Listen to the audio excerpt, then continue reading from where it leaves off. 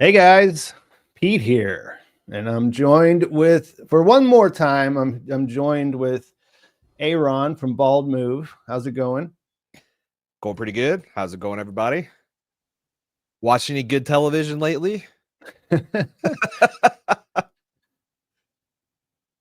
We're going to be talking about the finale of season 2 of Severance's second season.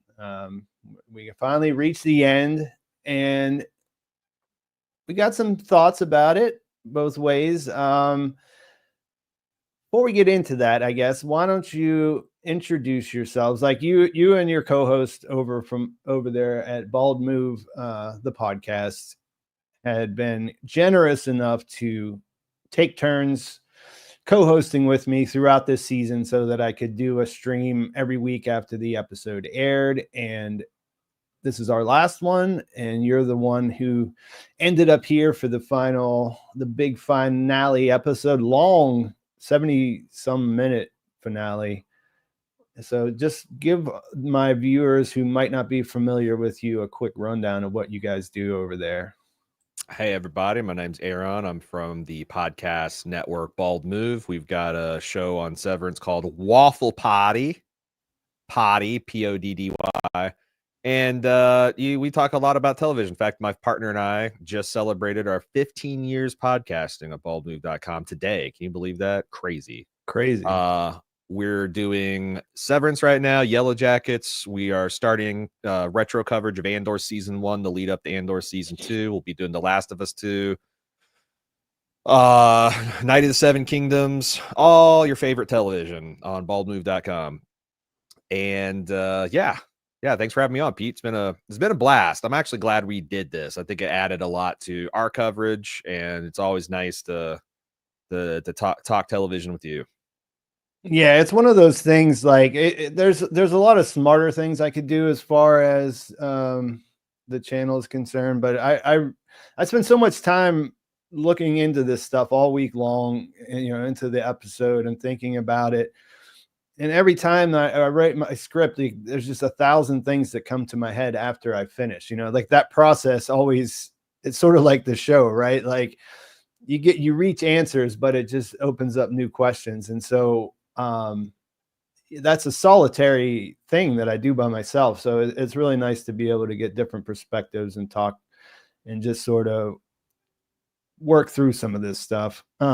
Yeah, especially in the early goings, because I felt like the last few weeks have been putting puzzle pieces together, this week more than anything. But like, yeah, you're like having fun, be like, did you get this, or what was your yeah think when this guy looked at them like this? What do you think that meant? It's because it's rough when you're working before anybody else sees it, and like I don't know, I'm just one guy watching this thing. Yeah, there's a little bit of anxiety that comes along with that. Like it's awesome to be able to get it ahead of time, but then it's also like, man, if I misinterpret this and the rest of the internet jump on it, then I'm gonna look like an idiot. They'll point and laugh at us, Pete. We can't have that. Yeah. So like I said, we did reach the end. What were your overall finale feeling? Let's keep it just to that for right now. I think I said this in our little Discord chat, but I felt like this is the episode where this series for me hit that leftovers gear, where not only was like I'm kind of in disbelief that the episode is getting away with some of the stuff, but also I'm rooting for it too. And like I had no idea any of this stuff was going to happen, but also in retrospect, I felt like it is the only way it could have gone. And there's just so many moments of just like black comedy joy in this, like that entire sequence in the elevator with the captive bolt gun. We were even talking pre-stream here about how Sandra Bernhardt had been so buttoned down in just like regular actress mode, so just so she could bust out, "It's the fucking spouse," and then "Step off, fucko," and Step off, fucko was an all-timer. And also, like, I mean, I expected to get a little misty-eyed when it came to like Helly and Mark, and Mark and Gemma, and I knew somebody. I really thought we were going to lose Gemma. I thought this Eurydice thing was going to. It kind of came true, but it was gender bent. It was the the husband Yeah. losing out instead of the wife. Yeah, I heard I you was talking about that, and I was thinking about that in my head too when I was writing my script. I was like, this is related to this myth, but it's changed. How's it changed? You know, and right. it's kind of complicated when you really sit there and think about it. You know, he You looks look back, back at a different but woman. It's she like, loses in the yeah, process and is the one that yeah. so it's very complicated, which I mean is good. Is not That's not a bad thing. And then, but I was surprised at how some of the stuff resonated. For example, man, that conversation Dylan had with himself, Innie and Outie Dylan, was really Mm. chef's kiss too, and poignant. You know, like Dylan's kind of like the joke, the comic relief character, but even and even it's still funny, even as it's really connecting. But it's like, point number one, F you. You know, that was some seriously effing undecorous, whatever, What did he say? Undecorous. That's what it was, and right? decorous. Yeah, and decorous. And it's just, and it's all fair, and it's in the way, like, dear Innie, and you can see Dylan like, oh my god, this guy. But by the end, it's extremely sweet and empowering, and it also puts Dylan back into, he comes in and saves the day again. Dylan held the door. So I thought this was just a great episode. I have seen in our fan community and on Reddit that there's some people who are really having a hard time processing all this, and I'm trying to see like where I mean, there's the main things I've seen people not like is they really didn't like the way Gemma got done dirty, which that's fair enough. I don't know if that's a complaint about the show so much as your empathy with Mark. But the other is like some of these wild swings, like the goats. It's like goat sacrificing and the drumming band. Like this is ridiculous. What does this have to do with the show? But I honestly, that's to me, this was like to the Leftovers as International Assassins Hotel was to this episode. There were so many crazy things in an episode, but they all, I thought, were delightful, and they all rang true emotionally, and I am prepared to defend them. So if you got some qualms with the finale, let us know. I hope we can help you out with them, because I thought it was just a fantastic hour plus of television. Yeah, that's where that's where I landed. It's a really great episode of TV.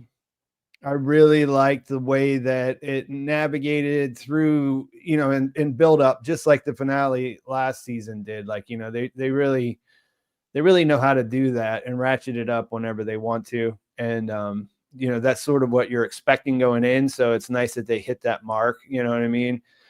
Yeah. The ending, it was hard for me the first time. I mean, you sent me a message, and asked, and I couldn't give you an answer at first. Mm-hmm. You know what I mean? I was like, I don't know. You know what I mean? Like it was emotional. It made sense, all of that stuff, but it was just that it wasn't because they did something wrong. It was just that the actual place it left us in was very uncomfortable in a way. You know what I mean? Like you said, people were worried about Gemma, and that was part of it. The fact that we had been hoping to see her get free. She was free, but there's no clarity on what that even means at this point. Like in the real world, like not in this story, they would just have someone that would go and pick her up and bring her back down, right? But like, it's not the real world. So I don't even know if we're supposed to think of, what's supposed to come of that or whatever. But like, yeah, just the situation, you know what I mean? Like I wanted, as much as I felt bad for her, I felt happy for Helly and Mark, you know what I mean? So it's just the internal conflict of like, what do you want to see happen? And, at the end of the day, what works for me and why I like it, the more I think about it, is because this isn't all by accident. You know what I mean? This isn't just like some random circumstances that happen. You know what I mean? This is like there's a reason that, the exploitation involved at the bottom of this story is the reason why these people are in this situation. You know what I mean? Yeah, 100%. And this idea, that behind it, that Kier is doing all this in his eternal war against pain. Well, currently the organization that was made in his name. And really at his time, if we can, kind of believe what the writings that we have from him, that those are true, a lot of the stuff he does is to counteract pain that he himself causes. It's like the old, you think about how organizations and corporations and things goes so far to try to do things to make it seem like work isn't so bad, but like there's a really easy solution. Like they could just make work not so bad, make it not so exploitative, and that doesn't really work. Like I know that's like something that doesn't work in the current system and everything else, but like, it's just kind of that those things kind of really, that's what really kind of gets the wheels turning in my head when I'm thinking about it. Mm-hmm. How about season 2 overall? Like now that we made it to the end, I feel like there was a lot of people that were kind of jumping ship in the last few episodes. Or maybe I felt that too. And it's always so hard to tell, because the people who complain are just a lot louder in a way, you know what I mean? Like,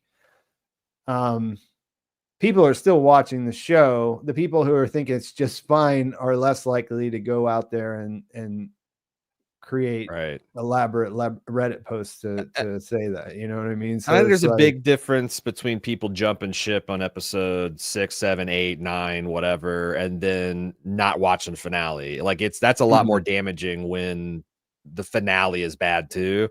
Because you've got like, I don't know if I like this episode. I don't know. It feels like things have been, whatever your bugaboo with the season is, then the finale is bad. I felt like this is a really good finale. There was something. In fact, it's one of the big complaints was it you and me talking about this with the popcorn guys last week, or was it me and Jim?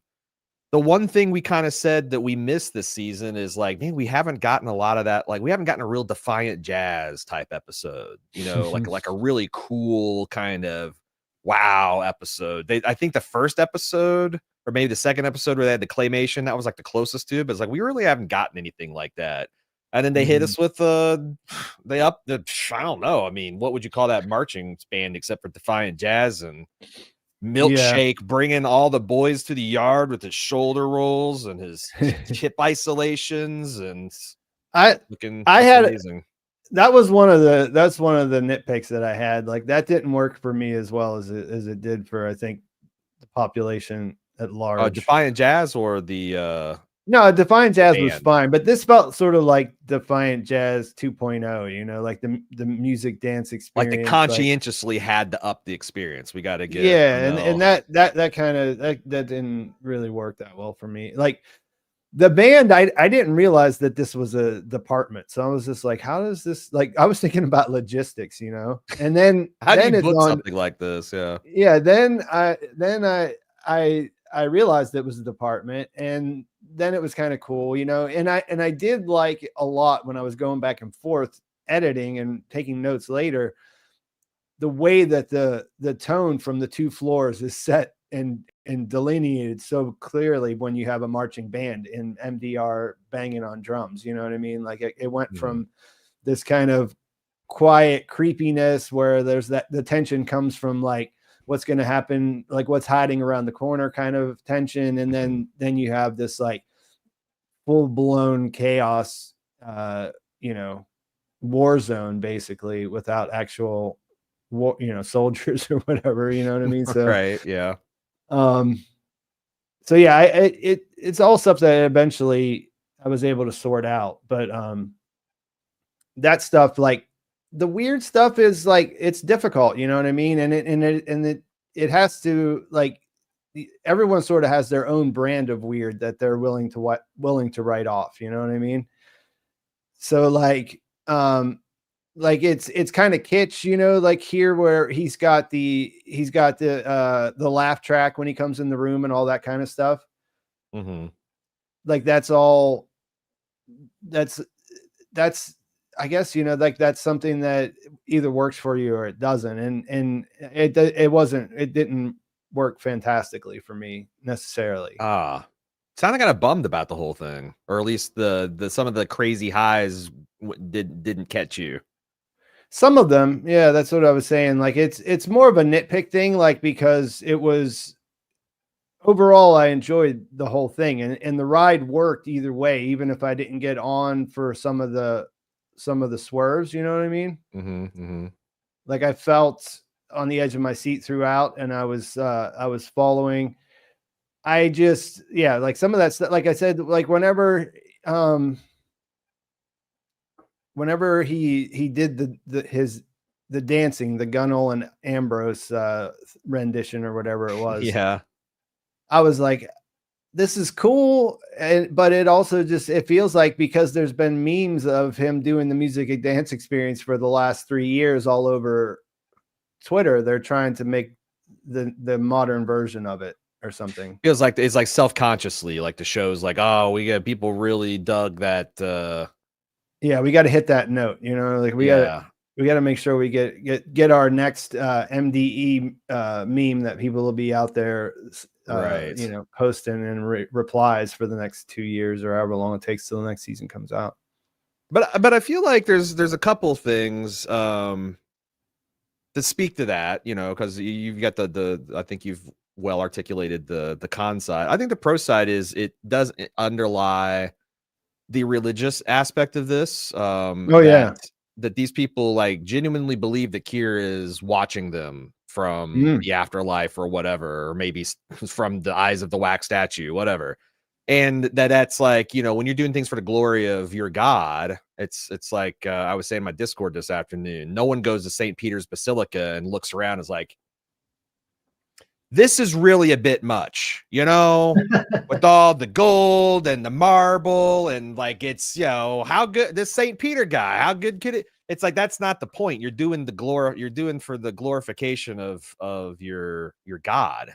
So that's, I think there's a lot of it is just going out, not for Mark and Helly and this, but to go big in celebration. And the other thing is that I do think there is something to Kier seeing, like having frolic and having, what is the core principle that's joy, or the shit. It's not. Are you talking about principles or tempers? The tempers. Is it frolic? Frolic, it would be for the tempers, yeah. Okay. Yeah, like there is, like, even if it's a weird way, there's got to be some kind of life and creativity in this organization, or they wouldn't have these as your tempers and your core values. So I feel like there's two things, you know, like this is you know, choreography and merrymaking. That kind of tracks that Lumen would have something like that. Or at least Kier would want something to be like that for his workplace.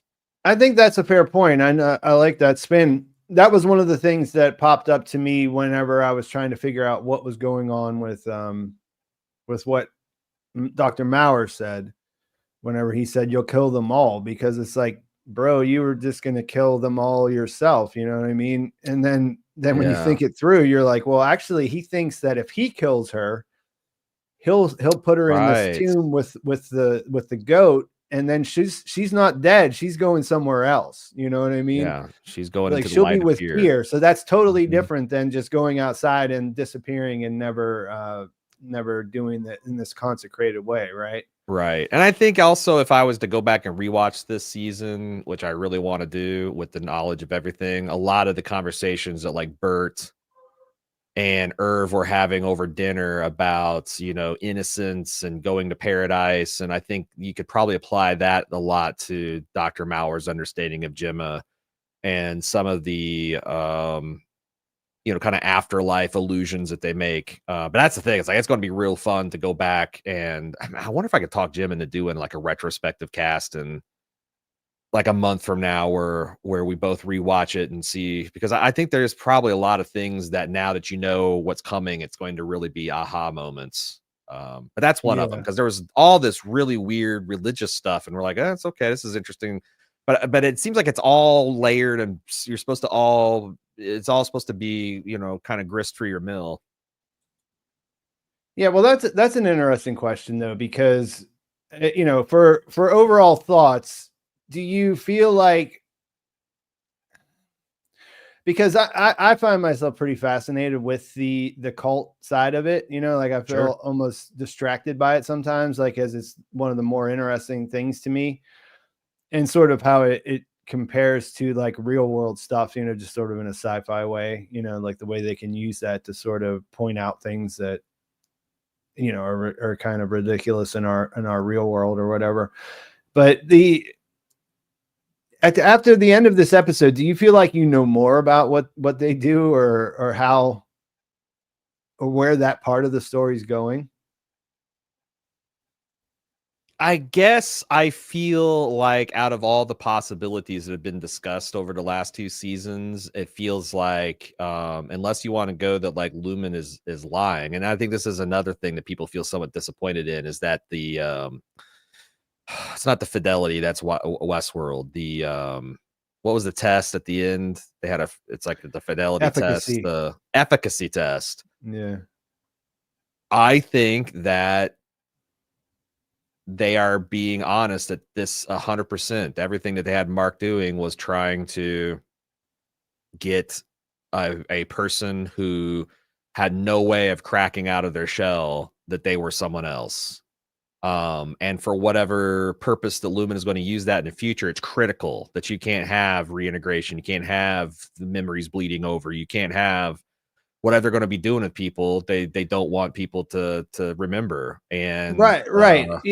Yeah. I guess the baseline that is what the process as far as the corporation of Lumen was concerned, right? They will hand wave the idea that they kidnapped this woman and held her captive, and that they could never probably did many more. They could never, and they could never use any of these results, you know, publicly or legally or whatever. But that, like as I said, doesn't. I don't think there's going to be anything public or legal that they're going to be using this global application of technology for. Well, that's the thing, right? Like they have to have that consideration, but then the extra layer is that they have their own reasons why they want to do this. The Egan family, James Egan, perhaps specifically, but yeah, that's the thing. That's the thing that is the big mystery to me, is like, what are they actually trying to do there? Because, like, you know, obviously having a chip like the one that they use in MDR in the Severance department, that would also allow you to go everywhere and do a bunch of things that you don't want to do and just make your innie do them for you. Things that you're scared of, things that are annoying, inconvenient, whatever. Obviously that has great commercial potential. Sure. And so as far as on that front, what Gemma was doing was she was showing that, yeah, this thing will hold, you know, 25 different innies, no problem. Right. Yeah. None of them. And you can have a woman wearing the clothes she left her husband with, building, disassembling the physical manifestation of her dreams while she's listening to their favorite song, and she has no idea who she is. She has no idea who she is. Right. She has no answer for the question, who are you? Yeah. And I think that that's important because, like, you know, shutting off stupid theories about what MDR was really doing and all that, like, not that the theories were stupid, but like getting us all on the same page and being like, okay, this is what we're going. I think that's going to be important to the community. But as far as like what they're doing macro, I mean, obviously, if you're going to like hijack all of humanity, if you're going to like, hey, if you don't want to remember the dentist, or you got war trauma, or you get severed, and once you get like 75% of this population, you gank them, you turn them into perfect Egan slaves, and then I don't know, you have them turn guns on the other 25% didn't get chipped. Obviously, you wouldn't want anything leaking through of that. But also, like, one of the most popular theories about the revolving is that that involves some kind of transfer of consciousness to another person. And like, I've speculated that, like, long term, I think that they want to bring all the Egans back. But Jim keeps on saying, well, what, you know, they didn't have like brain scanners back in the 1800s or whatever. So it's like, well, maybe this is like James' lifelong ambition is to fulfill the immortality thing that the Kiers have been looking for. And he's going to essentially take over his daughter's body. That's what the revolving is going to be for the first time. A Kier CEO or a Egan CEO might live forever. And if you did that, you definitely wouldn't want any of your daughter to like emerge from behind that block, right? Like that would be the last thing you'd want to do. So like I think there's a lot of reasons why they would want to convince themselves of this, even if this is not going to be something the FDA gets to take a look at. One thing, yeah, I think that's pretty, that makes a lot of sense. One thing I just saw in the chat, and I think you guys were kind of working through this a little bit whenever you were talking in your podcast too, Aaron. The implication is that when Mark walks in that room, like he's covered with blood, right? Like this is a guy you don't go with unless you have unless there's some sort of affection bleeding through the severance barrier, right? I don't know, because I first just, came across this theory this morning, and I don't know how I feel about it. The fact that Mark, looking like a bloody psychopath, showing up there and saying, come with me if you want to live, versus the calm, collective test guy that you've been listening to, that you're programmed to obey. It might say that, it might say something, but it also, you've got a person who, if I'm correct, she's never even seen a living person before.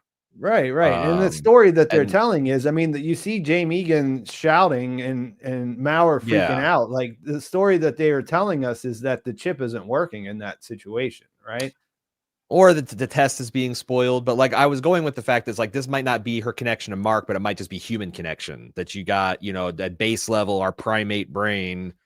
Jim and I talked about those monkey experiments. Have you heard about the the milk mommy versus the fur mommy? I heard you talking about it, but you could explain it to my the psychologist in the late 70s did this experiment to see, what babies reacted to, like, or, just kind of a nurture nature argument. And they took a bunch of rhesus, I think it was rhesus monkeys, and they took these monkeys from their parents as soon as they were born, and they put them in a room that had two identical wireframe, like chicken mesh frame monkeys. Okay. Mm-hmm. Mother monkeys. One of them had no skin, but it had milk dispensing things where a baby would expect the milk dispensing things to be on a mama monkey. Mm-hmm. And the other mother had fake fur covering her whole body, but no milk.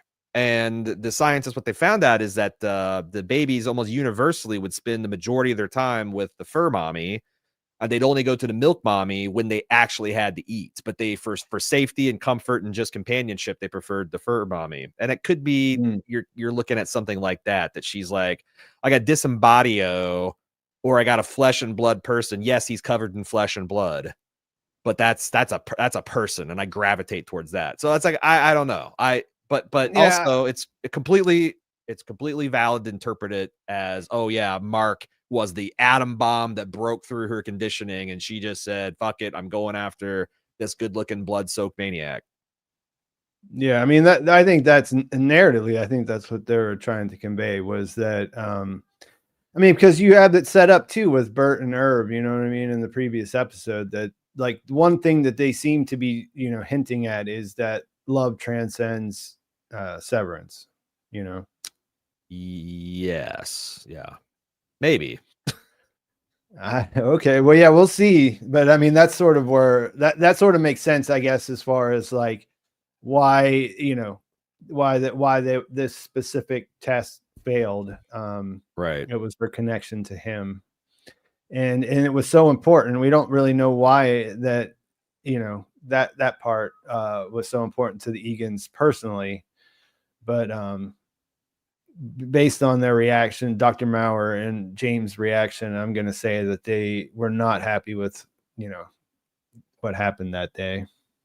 Yeah. But it was because they're losing Gemma, because the experiment was destroyed, because, and I guess because that also all makes of the sense, above. Yeah, that like the idea that they might have been, if you go with kind of Bert's 20 year, and likely when Cobell invented this thing, that they've been trying to do this for 20 years, and James Egan is getting older and older and older, and like, it's not just a multitude of tests, but he's kind of running out of time. Does he have another 2 years to fuck around with another victim? Because we also know if you put 2 and 2 together and you think about everything that Bert said about picking people up and drop them off, everything that Irv did in his research suggesting that he was connected with the disappearance or death of various people here in Kier, it seems like they have been at this for a while. So, yeah. I do think it's something connected with the whole fixation with perpetuity and the Egans. So I want to talk about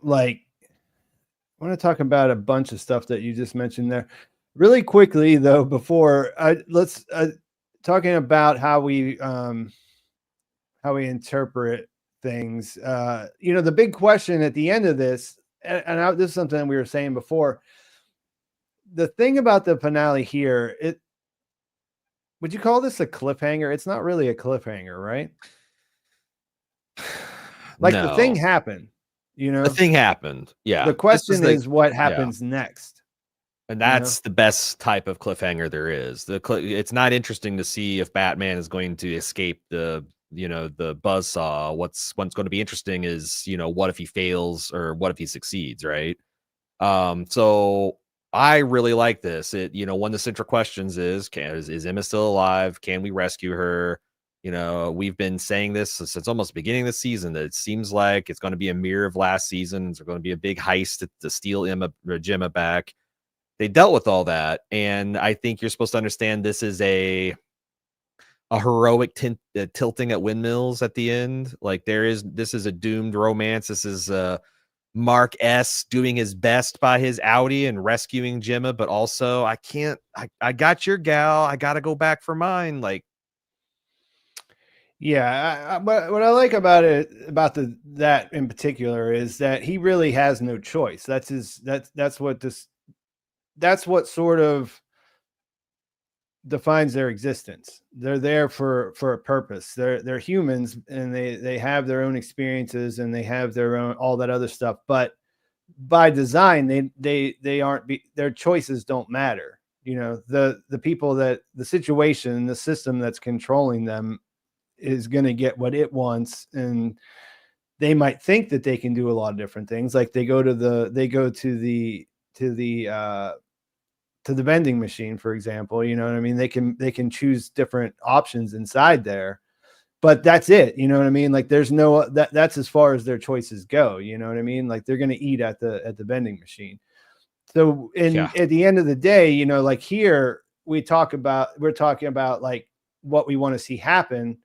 We want to see Gemma, after her years of torture, get some peace and have her be reunited with her husband. But for the Emmy, he doesn't really have a choice, right? Like he only knows that one little life he has. The will to survive is crazy. And then if you're there standing there seeing the woman that you love, the one thing and it doesn't really matter how long you might live or what might happen next, right? It's just you have to go to her. That's the way that's the way it lands. It's not a choice. You just do that, right? Yeah. And I think if Helly doesn't show up, but the fact that she's kind of running there to see if he did the thing, like it, I think he maybe follows Gemma if she doesn't show up. But once she showed us up, there's no way he's going to turn back on that. Right. And I mean, you could factor in the fact that they are teenagers basically at best, and the blood runs hot or whatever, you know what I mean? But like I feel like that's the most satisfying part about that, is that there's no opportunity for him to make a mistake or anything else, because his life as an NA just doesn't work like that. He's presented with the choice. It feels like he could go either way, but really he doesn't have one. He's gonna do what makes sense for him, and that's the chase after her. And it doesn't make sense for us necessarily, because like, where does he go? That was the question that I was setting out to ask, was like, as far as it being not being a cliffhanger, but just sort of being open-ended. The question is what happens next, and the answer is I have no clue, right? We can both agree on that.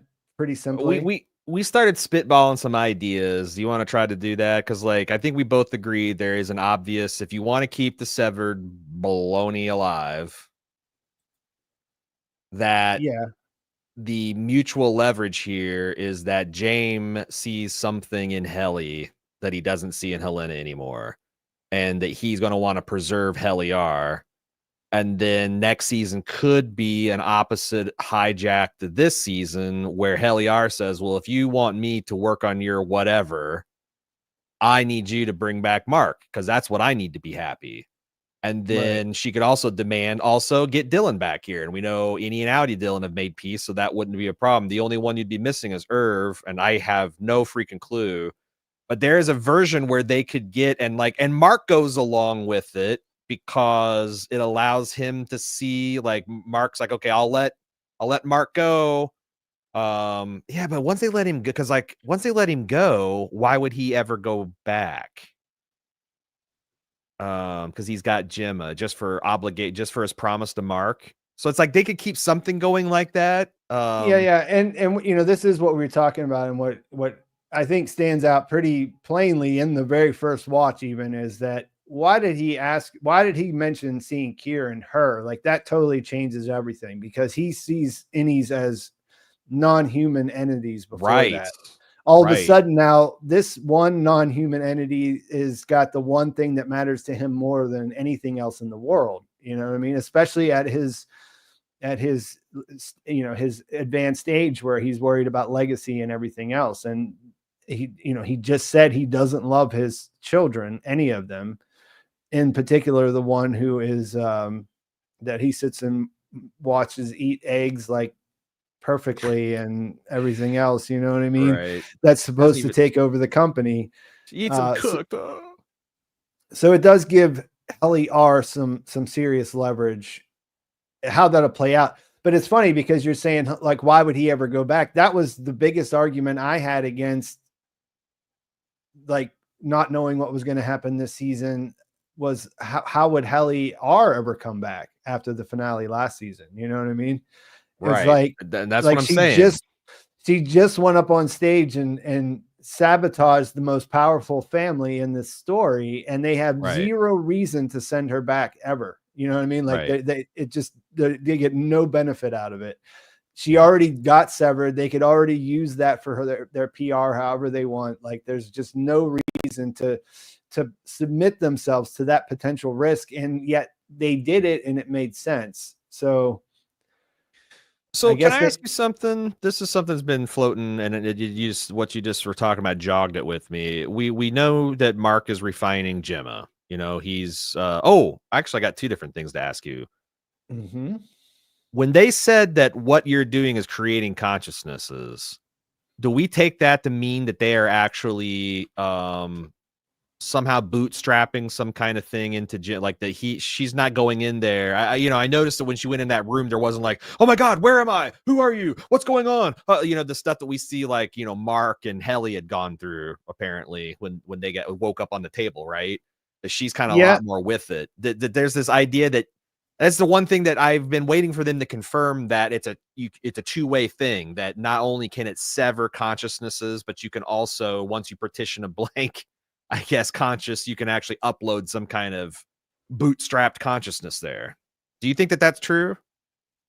Well, I don't think that we know for sure. I think it's a possibility. I don't think that that's like, super obvious interpretation of what happened, but there's quite a few things like that out there, like she mentions removing the chip earlier. That felt like a pretty pointed thing, but like to where does that go? You know what I mean? Like on one hand, it's just explaining that, why, well, beyond the ceremony or whatever, but why, that they need to get rid of the body, I guess, you know what I mean? The vessel.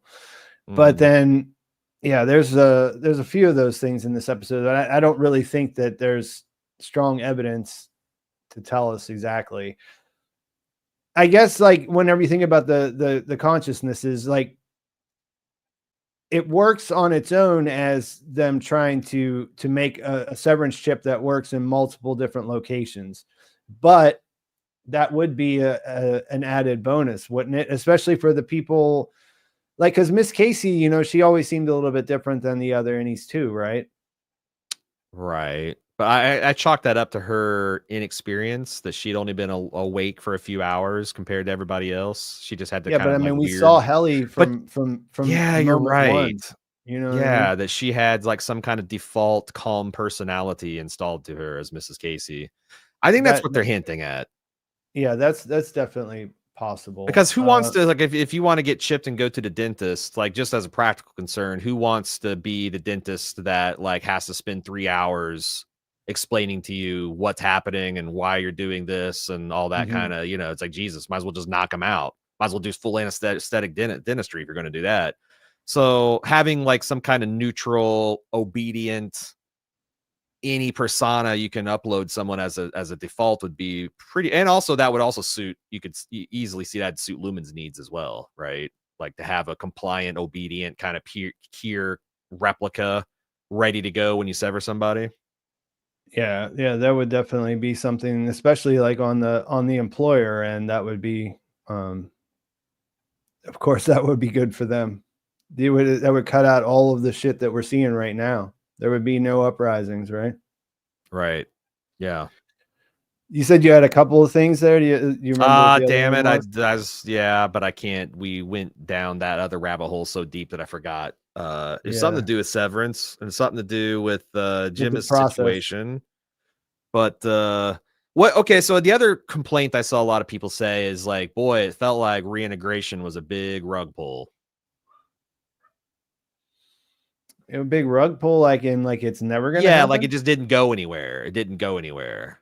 And I'm like, like this is, they never progressed, like Mark was putting pieces together and then they flooded it and it seemed like that. And then he came to and that's it. There was none of that stuff. I didn't feel that Yeah, way because, like, even if it didn't go anywhere, it was like a tension building thing, and it was stuff that we kind of. I mean, I don't know. Is it bad for a character to go down a dead end that wasn't going to work? But it was like they went through it in a good faith effort. It did a lot of yeah. interesting story things, right? There's also the comparison too, like, that what we see at the end is sort of Mark S's reintegration moment, right? Like, because of the, in episode 3, I think it was episode 3, the one where he decides to, as soon as he hears that Gemma's alive, he says, I'll do it. And that's like Right. that's like the biggest Mark Scout moment as far as I'm concerned, Yeah. like where I was like, all right, this dude might be that little down on his luck and worn down or whatever, but like, Hmm. he's all right in my book because Right. he'll risk he'll risk his life to go out and try to save this woman. And it always kind of works, right? So Yeah. No greater love hath he. That's yeah, so like, he said. so yeah, so that it also works in that way too, you know what I mean? Because now we see his Innie doing the same thing, just down there on Yeah. the severed floor. My take is that reintegration is possible, but like Ragabi's going about it in like some kind of trucker bathtub prison hooch context where she's just trying to improvise a bunch of stuff that she barely understands. Because like if reintegration wasn't possible, Cobell wouldn't have been freaking out about it last year and fighting with the board about it last season.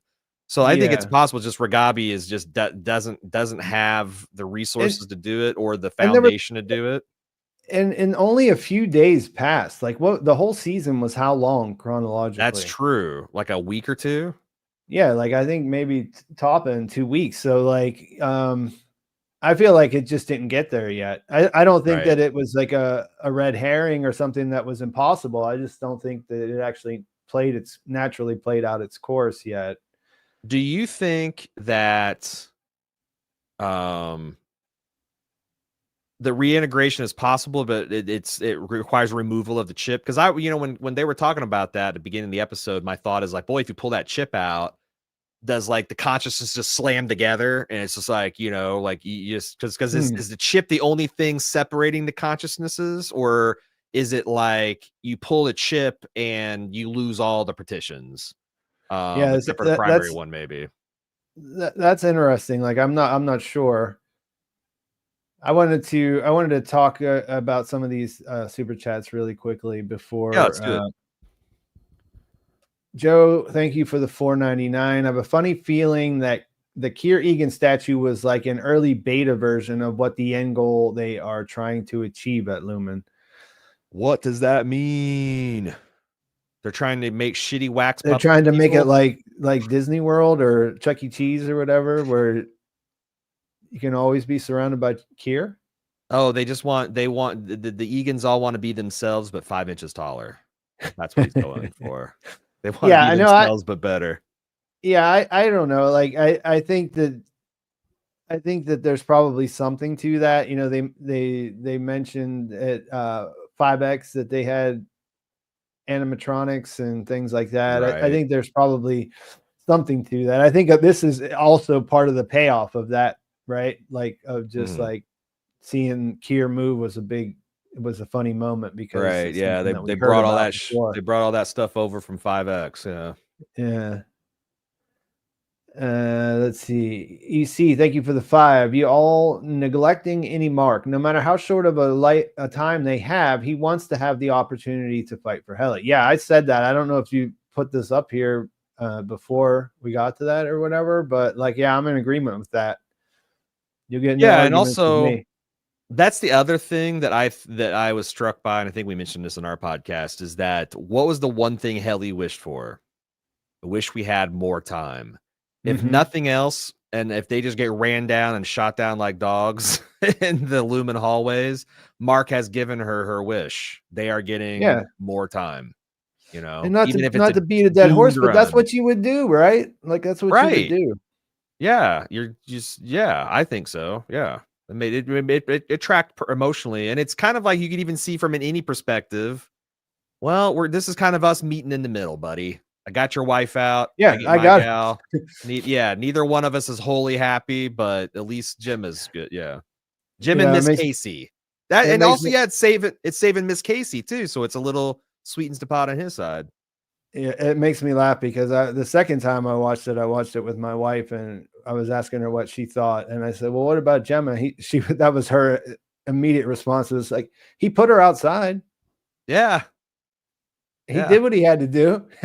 He doesn't owe them anything. And that's more the other than thing that. is like when Heli all right, said, you feel strongly about it. I get it. You think about this too, is Heli said, well, we're screwed either way. At least this way, you know, we save this person, right? That's kind of like the gist of what she said. Well, okay, they're screwed either way. They saved the person. Now they get more time.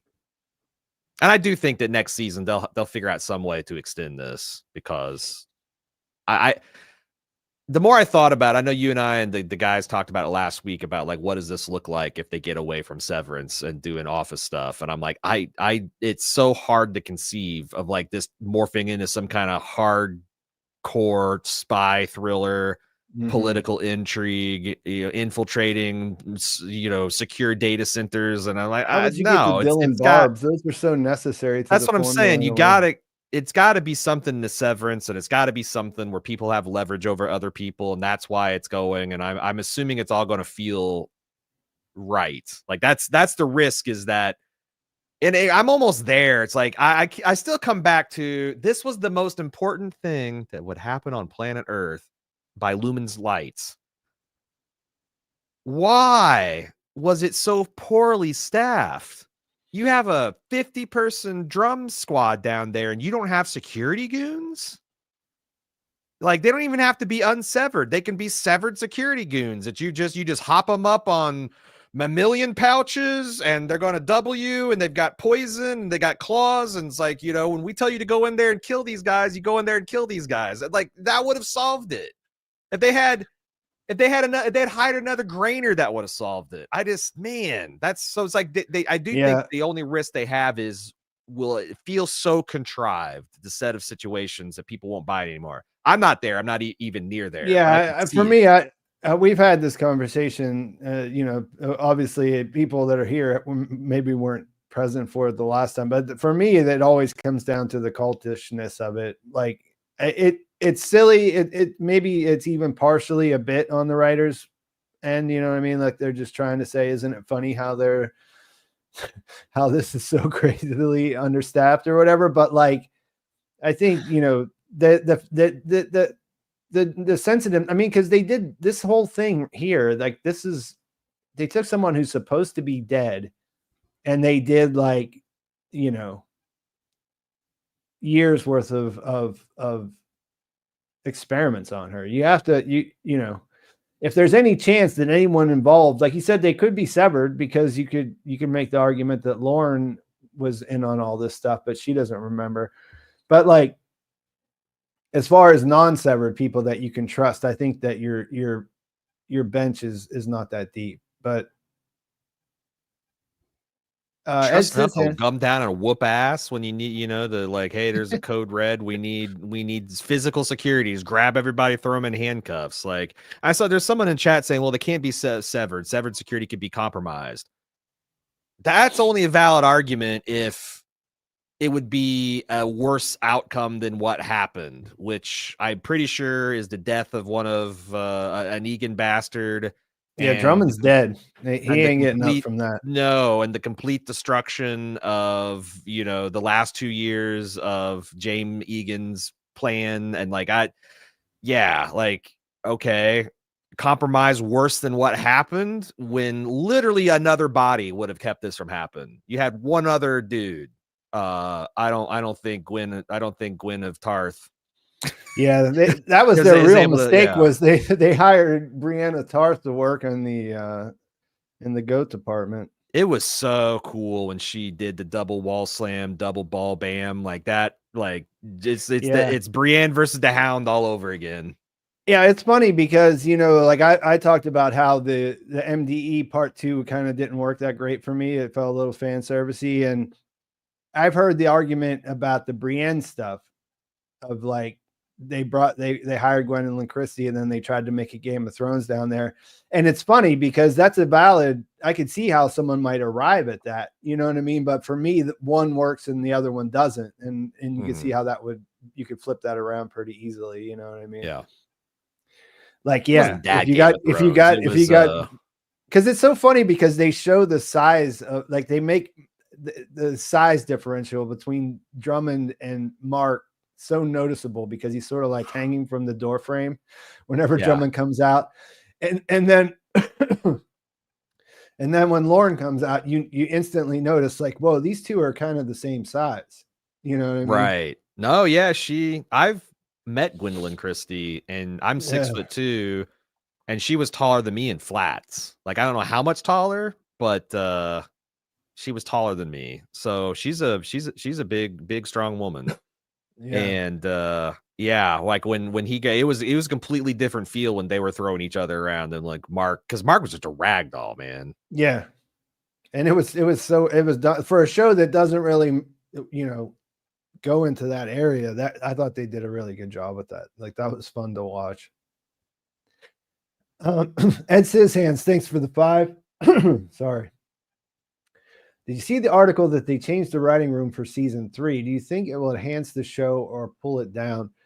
This is like a pretty complicated, from my understanding about it, this is a pretty complicated question. And I feel like those articles that came out are kind of clickbaity in a way, you know what I mean? Because they changed, they changed the showrunners during season 2's production.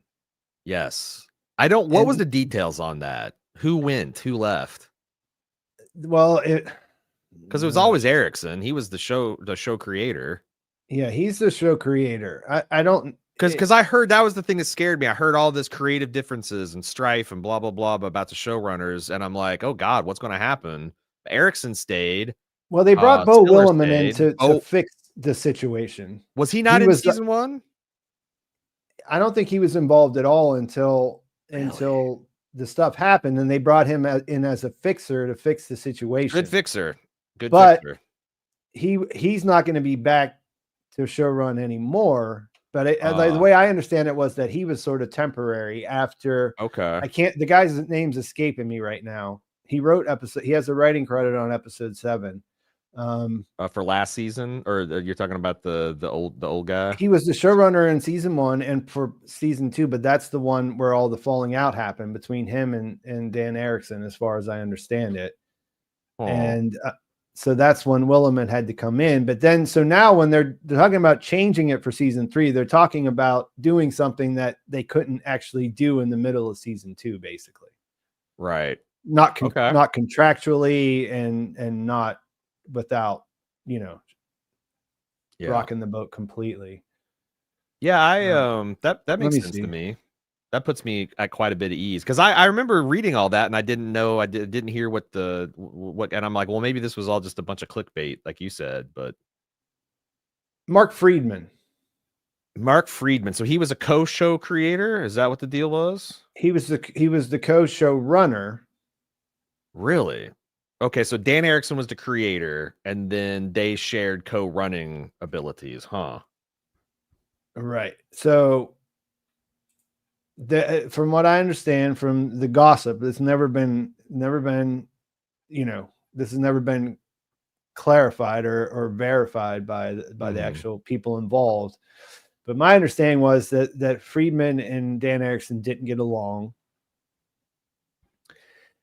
And so they had to, one of them had to go. And since Dan is an executive producer, I'm sure they both had producer credits, but he's the creator, executive producer. He's a writer producer. Okay, so he was one of the okay. Yeah, I don't know if he ever had the showrunner title. Yeah.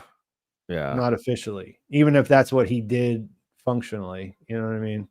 Yeah. So they always hating each other. So he's probably one of the head writers in the writing room. I mean, I've heard Dan Erickson say that we ended up hating each other. Like he said, I'm reading an interview right now that they hated each other over the course. Like he has said that much that they had a serious problem getting along with each other, which is like they co-wrote episode 7. So you know what I mean? Like, they were able to do some pretty. Does that mean that they worked together on it, or does that mean that this guy wrote it and then Erickson went and rewrote it and then they had the co-create? Because I said credits can be really. I'm not saying that they had. I'm not saying they sat in a room together, but the product that came out of it they got both their names on it. Stellar. So I'm just saying, you know what I mean? Like even if two people hate each other, they can still apparently put their heads together and make one of the best episodes of TV that came out this year. Aerozone. That is the other thing I wanted to ask Pete. Thank you for paying $5 to ask it, because I'd have never remembered. All right. Thanks for the 5, by the way. If Mark is refining Gemma's tempers, then what are the other refiners working on? They are also working on hers. We saw a Tumwater room on the testing floor, and that was the file that Dylan was working on. I believe that you saw some of the file names that Helly was working on down there too. So they were as well.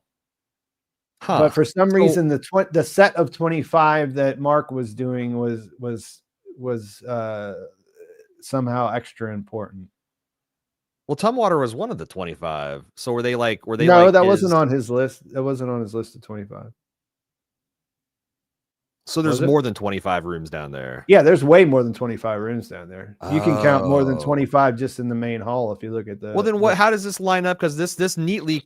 The 25 files that Mark worked on equals the 25 doors, maps neatly onto Gemma being build number 25 at the beginning of the season.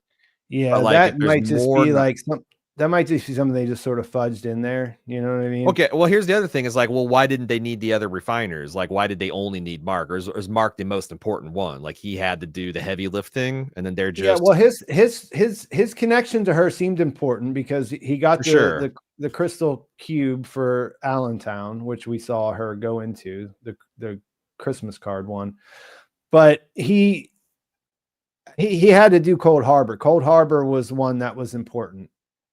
As far that as makes sense because it was very he was there as well. Yeah. He was the one in his Audi was the one who did what she's being asked to do there, and that's where the connection is. You know what I mean? So So I can't say that we know for sure how all the specifics of how those things work together, but that's enough for me to say that, okay, those things are connected in that way. I would like to know more about the freshman fluke then, because the way that was explained is that Mark came in. Obviously, he's got a leg up on this Gemma stuff. He crushed it.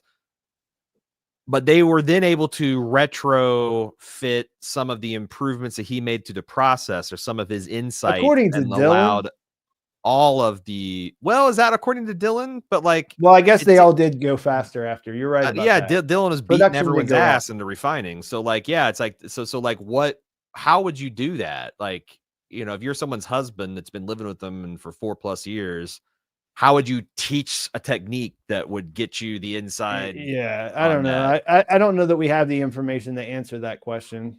Is where I would like if someone called me under oath to testify whether I could answer that or I thought that it was possible, I would say I would have to say no.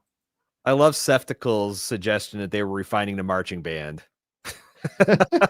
They're feverish, because imagine if Mark had finished before they were done.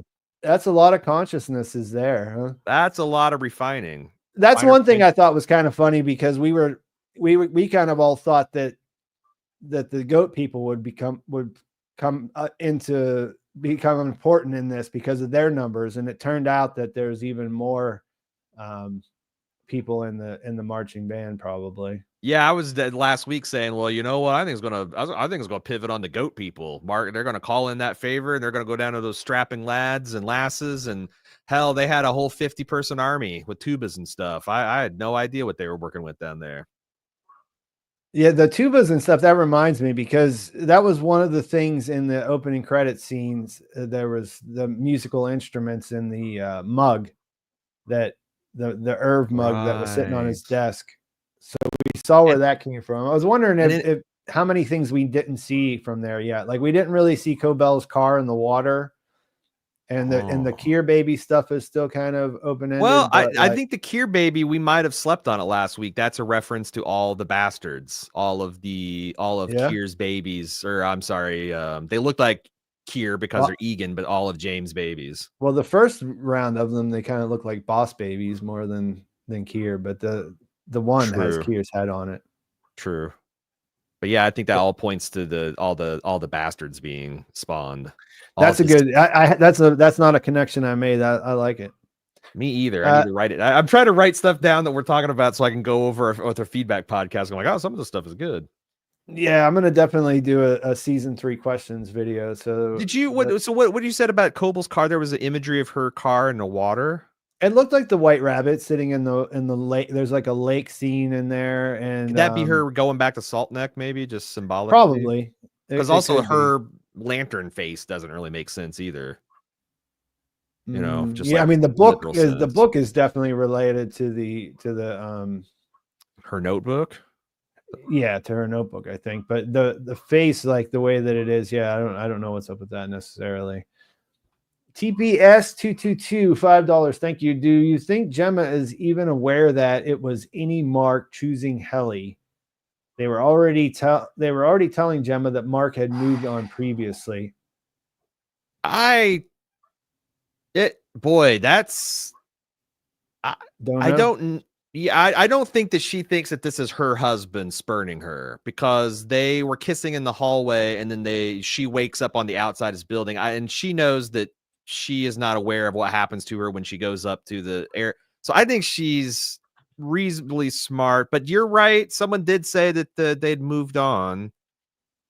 But I think that maybe in the moment, but like once I'm assuming that Devin and Cobell are out there with the truck running, you know, right out there by the stairwell, and they're gonna hightail it out there. I don't think there'll be I don't think there's gonna be like a long season 3. Oh my God, did Mark not choose me? I hope not. That seems like it'd be tedious. Do you think I saw someone say I saw someone in the comments of my video say that if it meant that if this all was leading to her being the main character in season 3, that they would be there. But I kind of get the sentiment, but like I don't know. Like it's still like it's hard to say how they'll deal with her on the outside after this. Yeah, that's the question I That's have. why it What always kind of kinda made more sense that she wouldn't make it out of there. And now that she is halfway out of there, right. it's really kind of hard to Yeah. Yeah. square. All right. I think I'm frozen there, but you can still hear me, right? Yeah, I can hear you.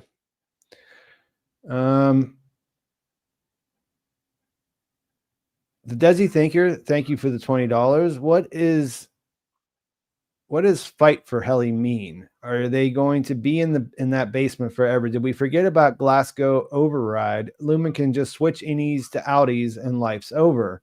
Gemma is still in the building. Mystery box writing. So It's worse than that, honestly, from what my understanding of this last episode. Oh, we lost Pete.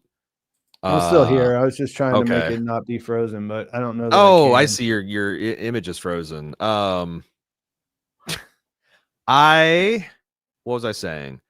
I think it's worried. I'm a little worried about this whole not being tuned to your floor. Like I thought that Severance was a process that could be triggered with a button or was triggered by going in and out of something.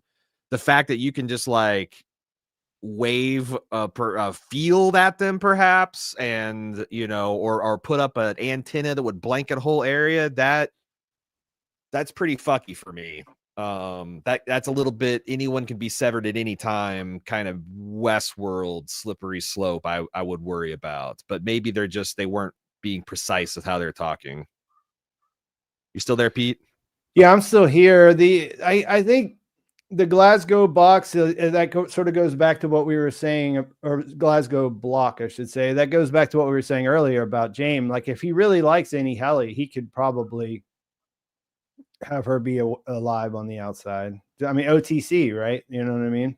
That Sure, he was can always just the thing. yeah, he can. Yeah, that's like pushing a button and all that. But But what do you think about the idea that like there could be fields or you can be attuned to floors and it's not necessarily? well, it was always right from the beginning. It was always prox. How did they describe it? It was always Oh, so I guess it's attuned to the floor. So like as you're going down the yeah, floor. that Okay. it's by proximity. I think is what they said, didn't they? And when they described it, the Yeah. process, or It is hella spatially, precise. you're spatially Severed. Yeah. severed. You're you in that space. You don't retain any of the memories when you leave. Is that something that he set up like an XYZ coordinate system, or do you think that there is some kind of physical barrier that you're going through? That's because like, I just really worry about a situation where people can be severed just walking around. Honestly, I thought it would be like a Faraday cage situation kind of thing. You know what I mean? Like where there's some kind of mesh in the walls or something. When I thought about it in the first that season, makes sense. but I don't know. You know what I mean? Like I don't know if there's any actual clues in there. Did we forget about that? Are they going to be in the basement forever? I think the answer to that is no. I think that. I mean, I kind of threw this out here that Mark could become one of the ways that you could make that work would be if Mark became a captive himself.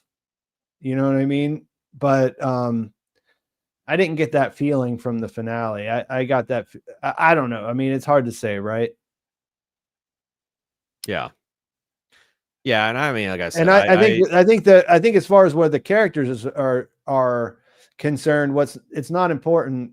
What's important is that they're willing to do that, even if they only have a few minutes. If it's just a little bit more time, that it's worth it to them. You know what I mean? So they're not thinking in terms of like, we're going to run away and we're going to make this work and we're going to live down here forever. They're just thinking that they just want a little bit more time, right? Yeah, it's romantic in a like potentially Romeo and Juliet, like a Romeo and Juliet kind of way. Like it could be doomed, but it is romantic. Mm-hmm. I don't like it. We already kind of touched on the Gemma thing. She is still in the building.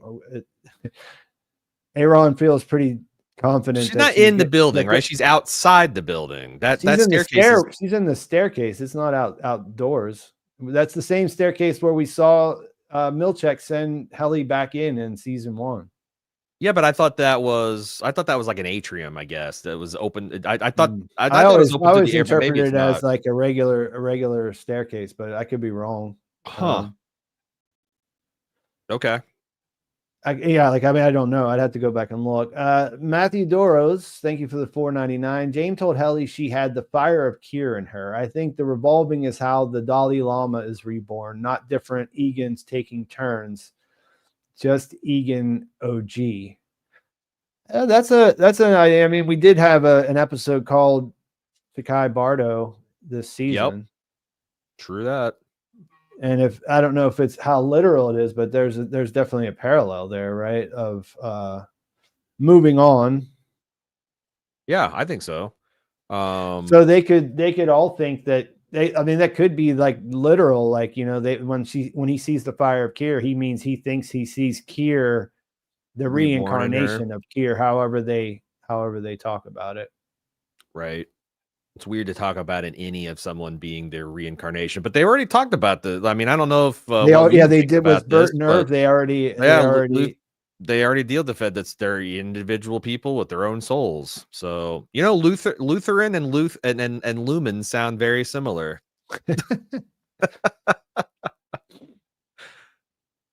Lumen is a sect of Lutheranism. Yeah. Wasoup 84, thank you for the 5. They were also disappointed with the fan servicey elements. I groaned at the FU Milchek redo. A little concerned this will be a thing moving forward. Yeah, like I thought it was a little much. It didn't ruin the experience for me or whatever. But if it would turn into like an every season we got to have our MDE moment, that will get tiring for me. I mean, we're only halfway through. So if we got 2 more of those, I hope they won't be concerned with that, you know?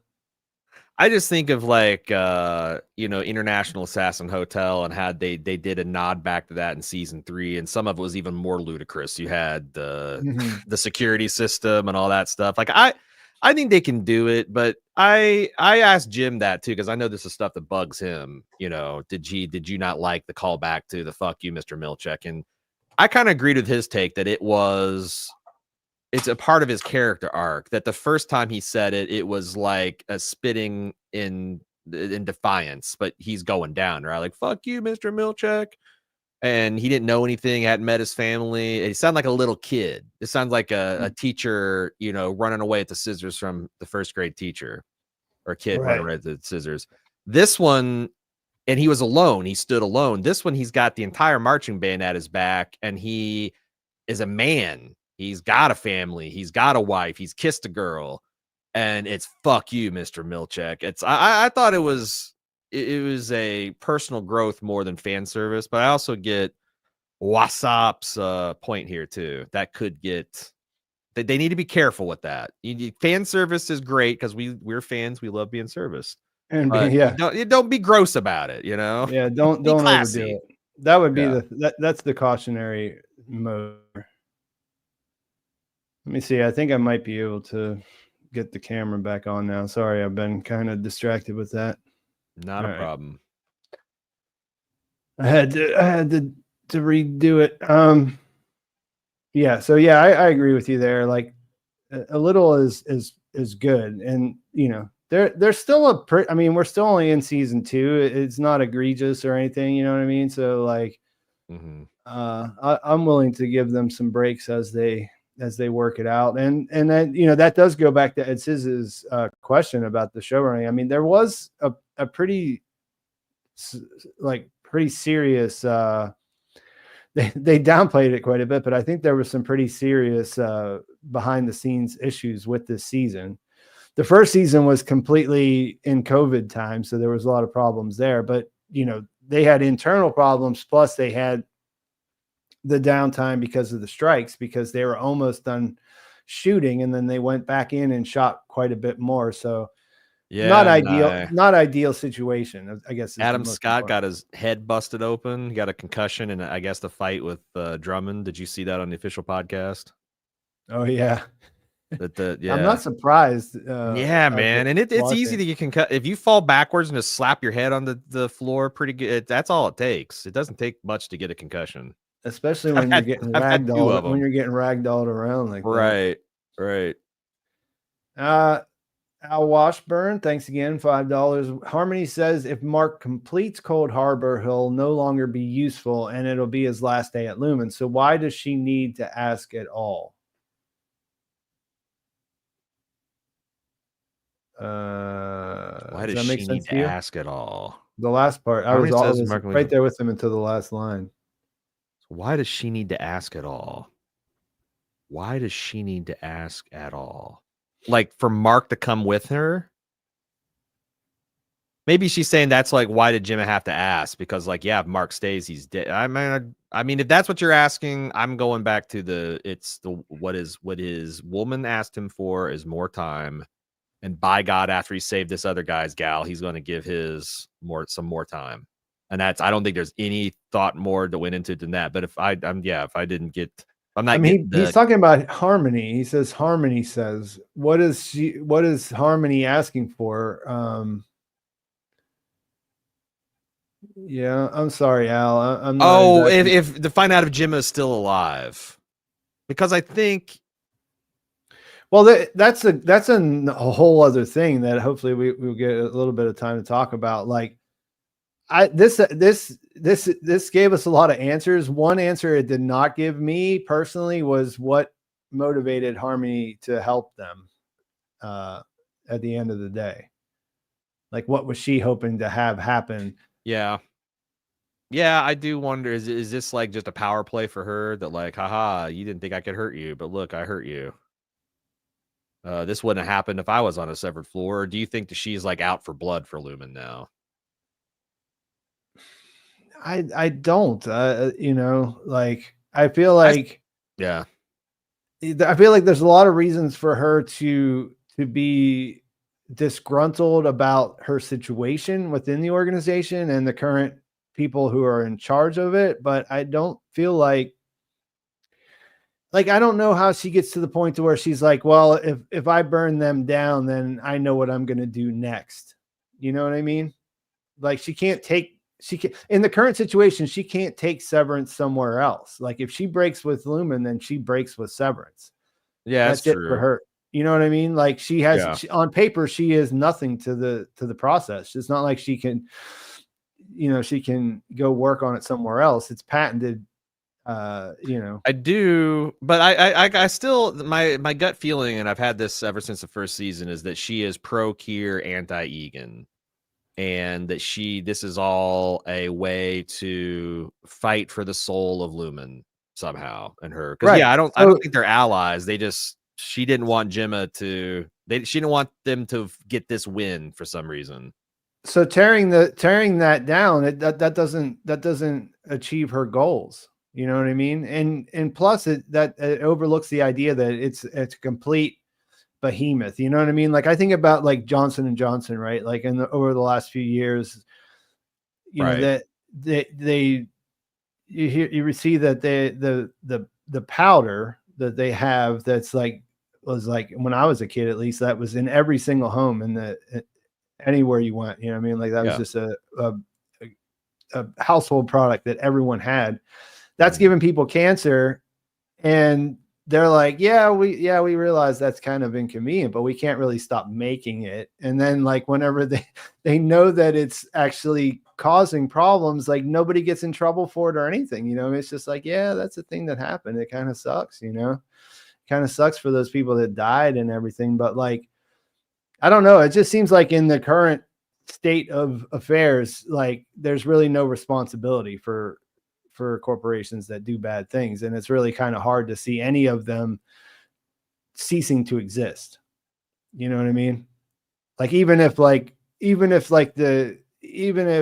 they were found to be murder, you know, like they found out that they kept Gemma down there, it's still hard for me to imagine that would take down the entire global operation that provides all these important products to all these different sectors of, they do biotech and,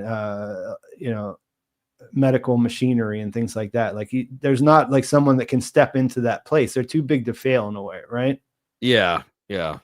Or even it could be that like it turns out that this Severance was a subsidiary of Lumen that they can just kind of sever. Haha. Yeah. And oh well, that was we should close up that shop and everything's all right as rain now. Yeah, so that's why I think that, whenever you think about the theories, and this kind of goes to what Ed Sis is asking in the next question, which is what direction would you take the story after season 2? Like, I would think that anything like any meaningful victories that are going to happen are going to sort of happen on a character and personal level. And yeah, you might be able to end Severance, which that would make sense, right? You know what I mean? Like a way to end the Severance part, but you're not going to ever bring down the giant corporation Lumen, or you're never going to change the way that an entity like that functions in our world. You know what I mean? Like that's all systemic things that are just kind of outside of the scope of what's going on the severed floor, right? Right.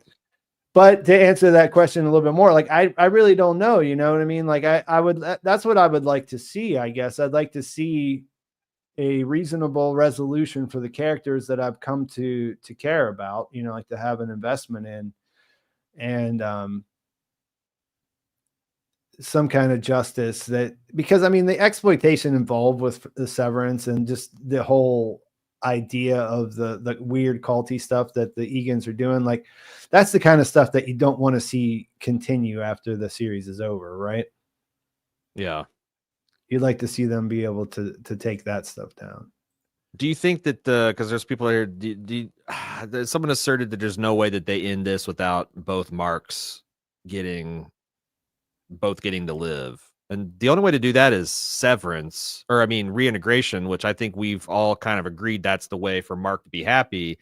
But man, Mark has made some good points in that camcorder scene. Like, you've been alive 20 times longer than me. Like, it's gonna be 19 parts Mark and 1 part Mark S. Like, that seems like bullshit. Yeah, let's talk about that. Let's talk about that, but like really quickly, let me go through this because I feel like we can answer this one really quick here. Done for real. Thank you for the 5. It says, if James Egan had multiple children, what makes Helena special then? No mention on who the mom might be. Well, I think that he made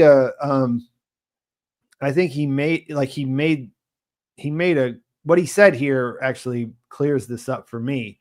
He says he had other children in the shadows, which seems to clarify that she is special because at some point her mother was special. Like he was married to her. She was a true born Egan. Yeah, not yeah. base So born. the ones in the shadows, I guess if he thought he saw Kier in them, he would, raise them up to a higher station. But otherwise, Helena would have been the most convenient for him because she was. Yeah. And he did see legit. something. It's not that she came out not looking like Kier, but she lost it is what I got from his little soliloquy. Yeah, I mean, and what do you think is the sign that she lost that? Like, you think it's just her, the way that, because I mean, I think as far as the character, taking your eggs raw, Pete. Yeah, that's well, the thing with her, about her character, is that she seems to really chase after that, that validation from him. Like all of that, when you look at it now, her eating that egg, that's all that's in, the swimming scene and everything else. That's all in service of like not getting the things that she needs from her father, right? Like she's trying to impress him. She's trying to be the perfect person for him. The tragedy is that she doesn't realize that that's not what he wants. He wants her to be like a renegade and, out there breaking stuff. You know what I mean? Do you think that when he says, I no longer see it, that this was something that happened in the finale of last year? Because it seemed like the implication was that, no, this has been something like she had it and then she lost it in her teenage years. But like, he's such a dreamy, spacey guy. It was really hard to say. Yeah. Yeah, because like, man, that's cruel to use your daughter like that if you didn't see the potential in her to go ahead and sever her, make her do all that crap. And then, once she, the fetid moppet thing happened. I don't know. Is there someone that needs to be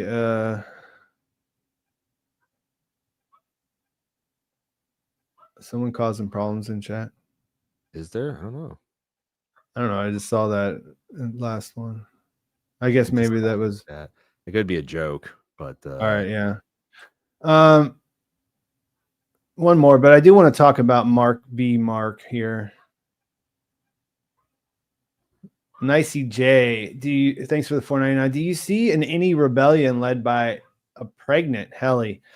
This is something like I think you guys felt the same way about this over at Bald Move. Like the whole idea of pregnancy is just kind of like yuck. Like, can we not do that? But that would complicate things, would it not? If he wants to have a child that is born of Kier, his daughter is pregnant. He wants that to come through the Helly line. How would you even? And she won't do it unless she can have her boyfriend Mark there. Like, I don't know how they get Mark to go down there or something like that, but yeah. Sometimes it feels like crazy. Sometimes the pregnancy line seems so inevitable. You know what I mean? Yeah. And it's kind of like the same, like, as what if Miss Huang is the child of Mark, and I don't like that stuff either. But I will say that even though I'm not a fan of it, it's my policy that there's not any truly terrible ideas. It's mostly ideas that need a little more help with execution. And, so it's like, I think they could do a pregnancy thing that would be kind of interesting. I can't see it, but I think it could be done. It's just like the degree of difficulty to do that and have it seem fresh and have it seem. I think the thing is with it, right, is that generally that sucks. That idea sucks. But when you're in a situation like Severance, where you have these multiple personalities split across the same characters and things like that, then it could be interesting, right? Mm-hmm. Because it was interesting whenever he slept with her Audi and Innie within a couple of days, and just right there you can see some complications, right? And interesting ways to make that a different experience. But yeah, I don't know. We'll see. It feels sometimes it feels really inevitable, like that's a thing that they have to play with because they can. But at the same time, it's just sort of like, I don't know. It just seems like annoying. Ed says, thanks again for the 5, just for fun. And I don't promote channels ever, but miscellaneous Gab and you partnering together would be incredible. Yeah. She reached out to me this week and I didn't have time to really check out her channel enough to invite her to come on to this here, but maybe in the future we could do something. I one thing I know about Pete, he hates collaborating with people. Yeah, I generally speaking, like if someone reaches out, then I like to try to make it happen because like I said, it's fun. But at the same time, I get some messages sometimes and it's just like, well, I don't know, I've never seen a video. How could I right. How could I in good faith like sit down and because I don't watch a lot of YouTube. Like that's not like a I'm not saying that like some channels aren't worth watching. Remember, it's just like I don't. No. Yeah, that's not how I consume stuff related to TV. Like I usually read or listen to podcasts. So like it's rare if someone reaches out and like I already know who they are because I've already been watching their videos or something like that. Okay, so yeah, let's Mark versus Mark.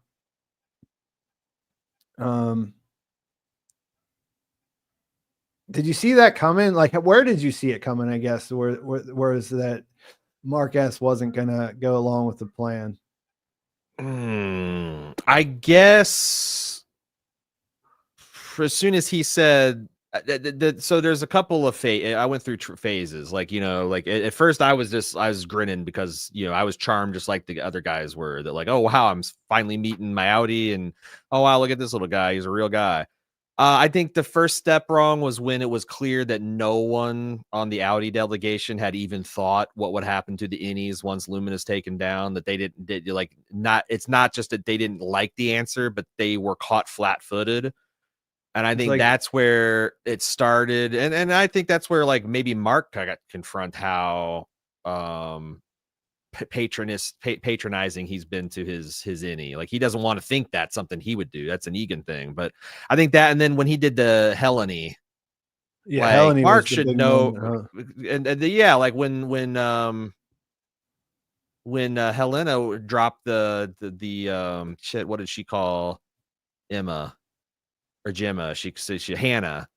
Like, Yeah, that Hannah. instantly, Mark's whole face changed. So it's like, you should have known better. Like, just before you hit record, call down the stairs and ask Cole, what was her name again? And but I think he just the clear lack of thought, that they had put into the innie situation, I think was going to be a big problem. And the only reason I think that he did get on board is because Mark crucially respected his last ask, that, like, I swear to God, if you don't let me go, and the next thing he's on a severed floor. And I think that impressed him. That's the first time an Audi has actually respected an innie's boundary. Yeah, I would have I loved to think see the conversation in the cabin. Did you also notice that he said that and then walked out onto the porch that has no exit without going back through the birthing cabin? Oh, yeah. It's like on a 2-story. It's like either Mark had to shimmy down a ledge or something, or there's a scene that we didn't see where it's like, don't be mad. It's just you stormed out into the porch and we have to take you through the cabin to take you back outside. Okay. That's so funny because I didn't pick up on that detail, and it totally makes that flyaway scene make sense now too. Right. Like, I was like, that's a cool looking scene, but why did they include that? And that's totally why, isn't it? Because they show him his Audi is stuck up there. Like, he can't, there's no way for him to get out of the building. I wondered, like, did he just crossing jump back over? Did he rappel down? That's hilarious. Yeah, I think that I thought it worked really well because of the fact that he doesn't see himself as the exploiter in that way, right? Like, he tries to apologize and say, man, I'm really trying to make up for this bad thing I did, but he's doing the same thing at the same, he's continuing to do the same thing. He doesn't think that the Audi matters as much as him because he made him, it's that whole, I brought you into the world, I can take you out of it kind of dynamic, right? Yeah, it's a problem with imperfect allies in the real world too. Like, if you're trying to rep for some kind of out group and you're in the in group, and a lot of times it's imperfect because you don't really know, you don't understand the situation, you don't know what they would want or what they would accept or and then also there's a temptation that the second that there's a difference in objectives, that's like all you can see is your perspective. It's like, well, I can't believe you're not helping. I can't believe you're not helping me on this. I've been such a cool person to you. And there's a lot of that. I thought that was all interesting too. Yeah. Wiki Rascals Art 999. Thank you. But there is a way for both Marks to live. You implant one Mark into a mannequin or shadow self Mark. Who wants to live like that? Yeah. How would Mark S feel about that? Yeah, I mean, no, I guess that's not cool. That's not cool. Does he get a auto animatronic heli to get, like, does he get that too? Like, they just sit around, and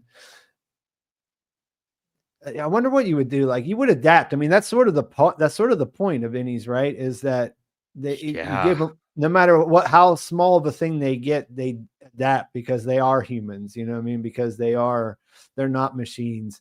And so I wonder if you put those two consciousnesses into animatronics, how they would adapt to make themselves feel whole in that situation. Yeah, I agree.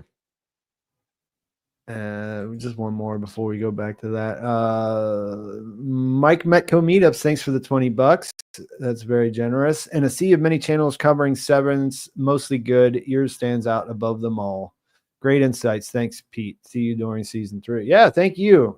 Thanks for coming out. I know I've seen you in the live streams before, so I really appreciate that and appreciate the support that you're showing here. And I'm glad that you enjoy it. Like, I just try to make stuff that I would want to watch if I was so inclined, if I was covering something, or if I was really into something. And I'm glad that resonates with some people.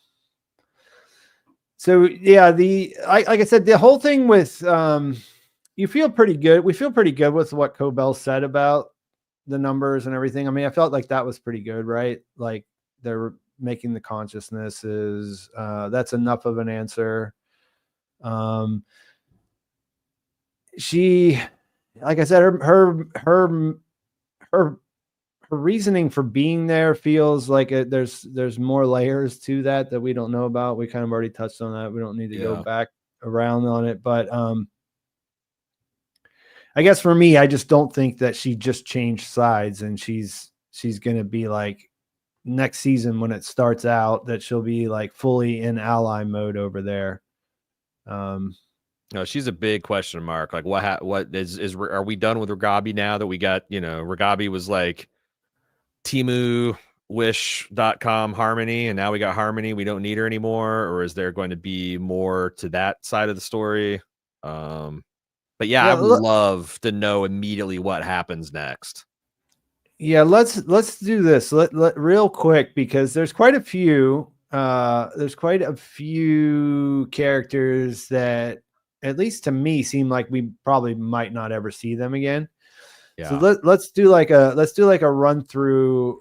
We won't have to spend a whole lot of time on anyone in particular, but just what we think about characters as far as like, will they come back? Won't they come back kind of thing. First off, I think Irv, I missed his presence in this finale. What do you think about him? Where his story ended?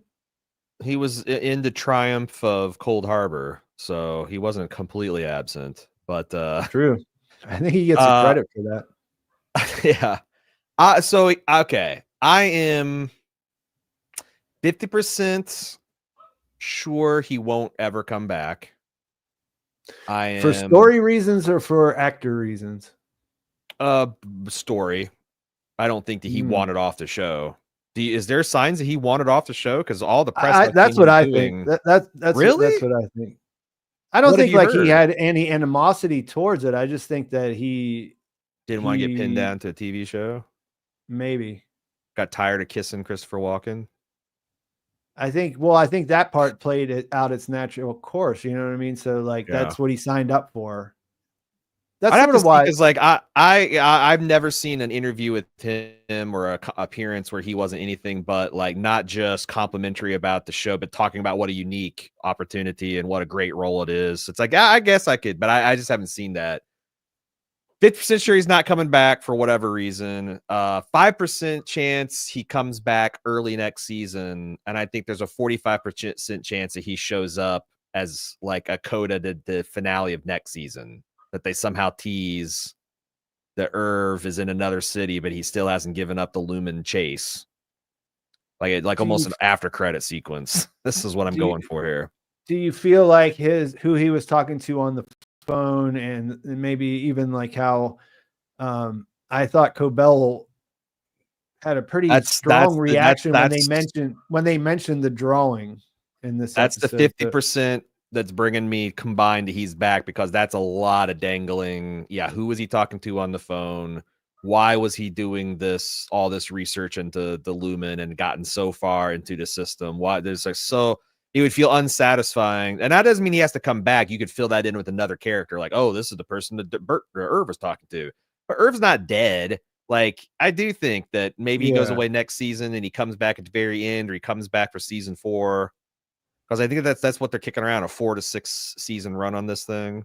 That's what do you think, Pete? Are you more like, no, he's just, it sounds like he's just I think it's just depends on whether they can get him back. I think they'd like to have him back. I think they'd like to have him involved in the story, but I don't know that he's just signed up for anything like that. Like it's all just subtle stuff based on like different interviews and things, like where you say he never says anything bad about it, but he also seems to be kind of relieved that he's not in the mix of it anymore.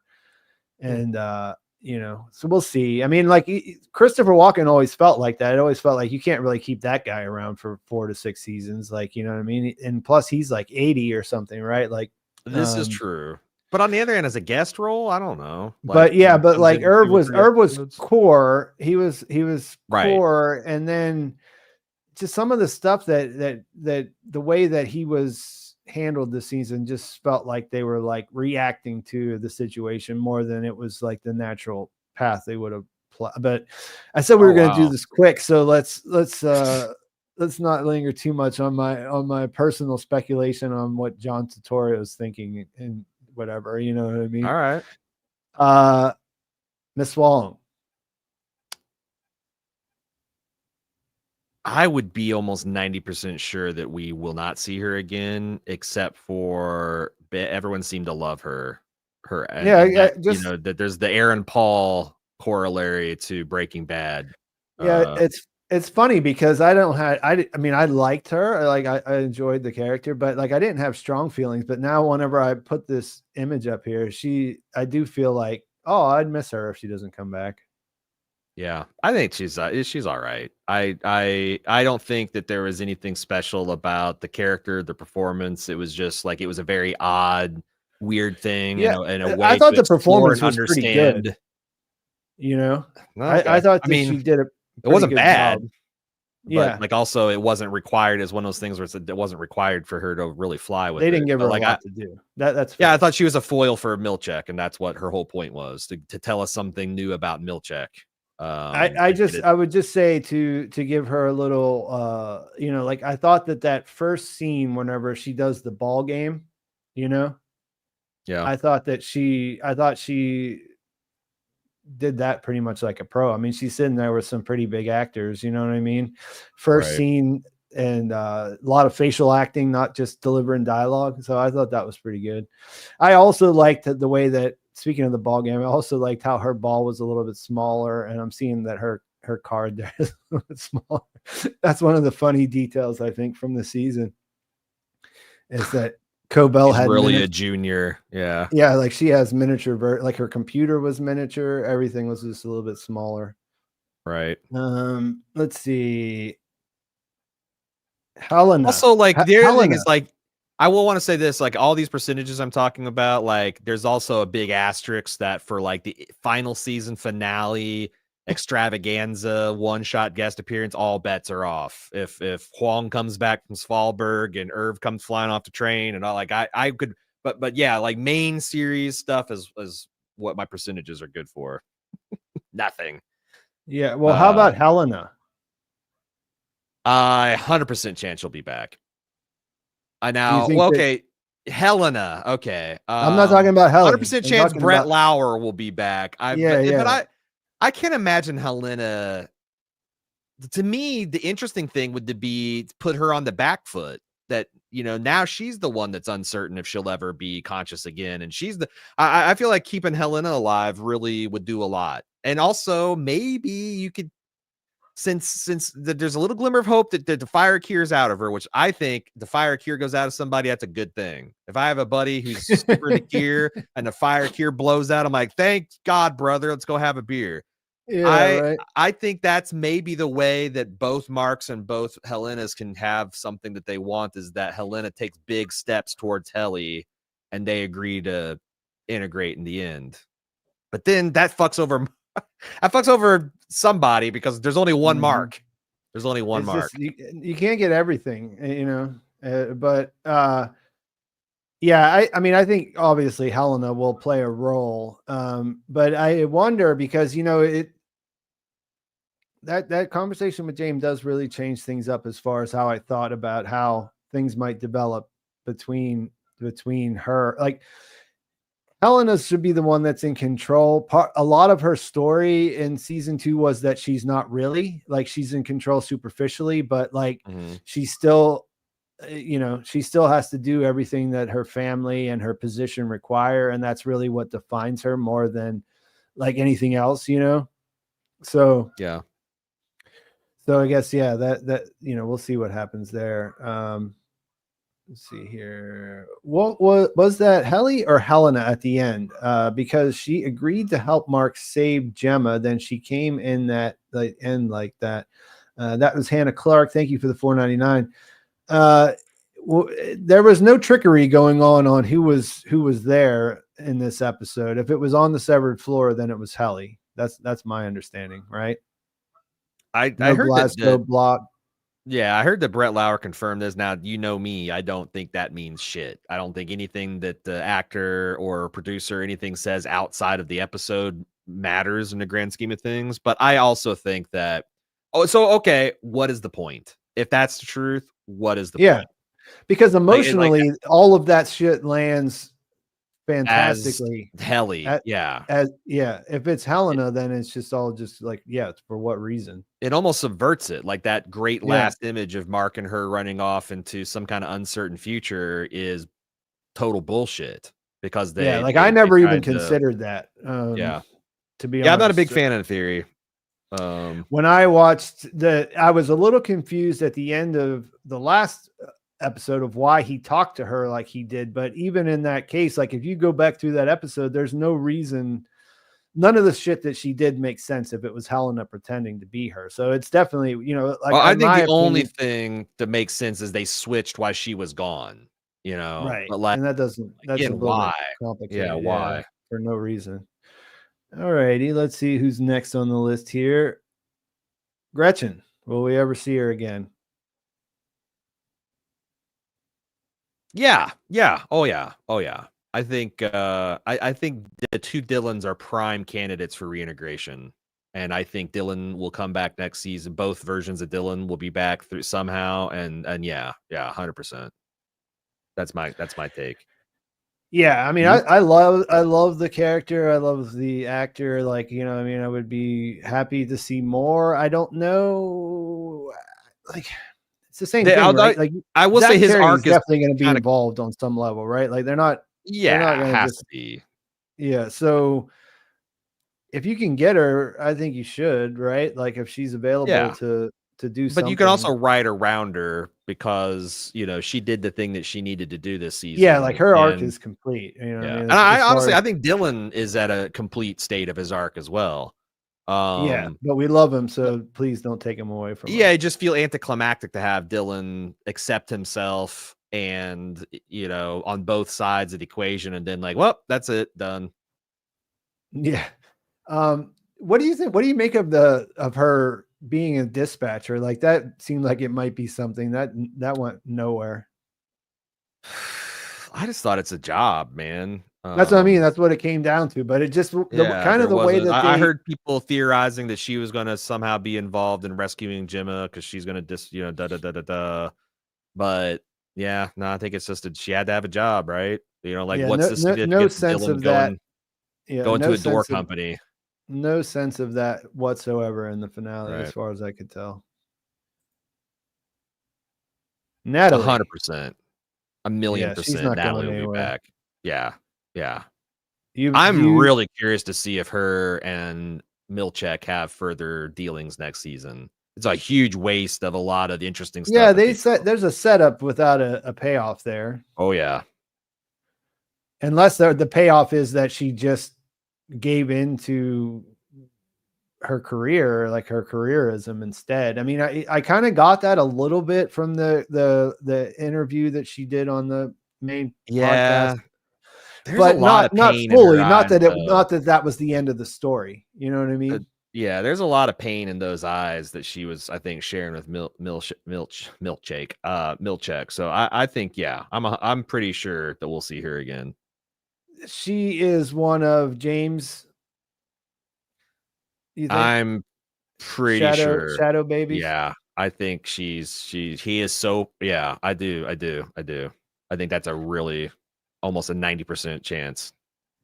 Yeah, I think so. I don't know though. I was pretty sure about Drummond as well. And Harmony then when I heard might be a shadow baby, to tell you the truth.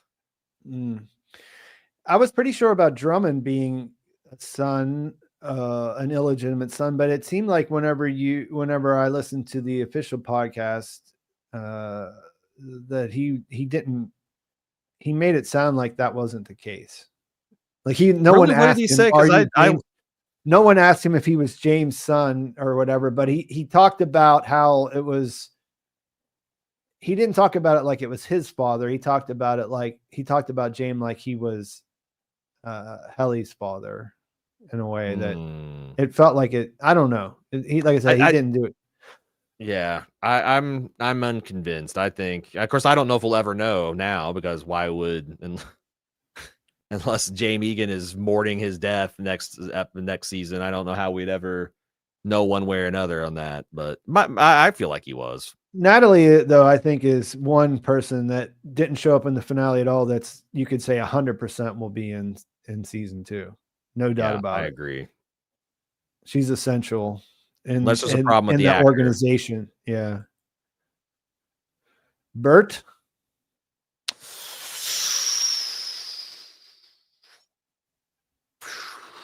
Ooh, 25% chance. Yeah. I mean, I'd like to know more. I'd like to see more Christopher Walken, but it's really not necessary in any stretch of the imagination. Yeah, it sounds like what involvement he had with Lumen is kind of over. He is not a current player. That's what I'm saying. You know what I mean? Like he might.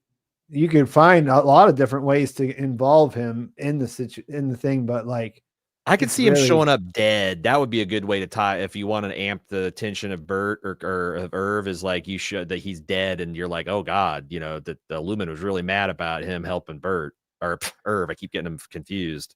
Yeah, that's true. Yeah, I'd say 25%, because it's still, you know, if you can get him and Irv, that would be great. I'd like to see more of that, but he seemed to be more about, again, Irving's arc than having his own. If that makes sense. Yeah, I mean, he could show up dead in Harmony's White Rabbit that somehow made its way back from Salt's neck, right? But we'll see about that. Let's see, who else do we got here? Felicia. O&D really didn't do too much this season after all. Well, so like, do you think that they're going to have to refine another woman or another person? Because it seems like O&D's entire reason for existence in actuality was to make things for the various rooms that Gemma was being, and it's not just Gemma. This goes back for years and years, because, you know, this goes back for years and years and years, for as long as they've been testing on human subjects. You feel confident that they were always there was always a testing floor. That's Gemma's not the first one that was down there. I think the big inflection point was when Maurer took over with Gemma. That's when he started taking the deliveries himself. Before that, they just took him down to the floor. But yeah, I do. Well, someone asked me about that before, and I said, well, how do you know that they kept taking stuff down there until there was a person down there, and that's when they couldn't go down there anymore? I don't know. That's just a guess, so it's not. There's nothing to it. I just kind of liked Felicia when we saw her in the scene that she was in. I think she's great too. Yeah, and I was a little bit bummed that there wasn't more O&D. And she just made such a great impression with her first introduction. Whenever she beats with Dylan in the first season, you know, egg drop challenge in the team building section. I enjoyed all the sides of Felicia we got. And again, I do think there is a very good like final season battle royale on the severed floor, like the innies versus management. I do think that there is some strong, you know, possibilities for that. But yeah.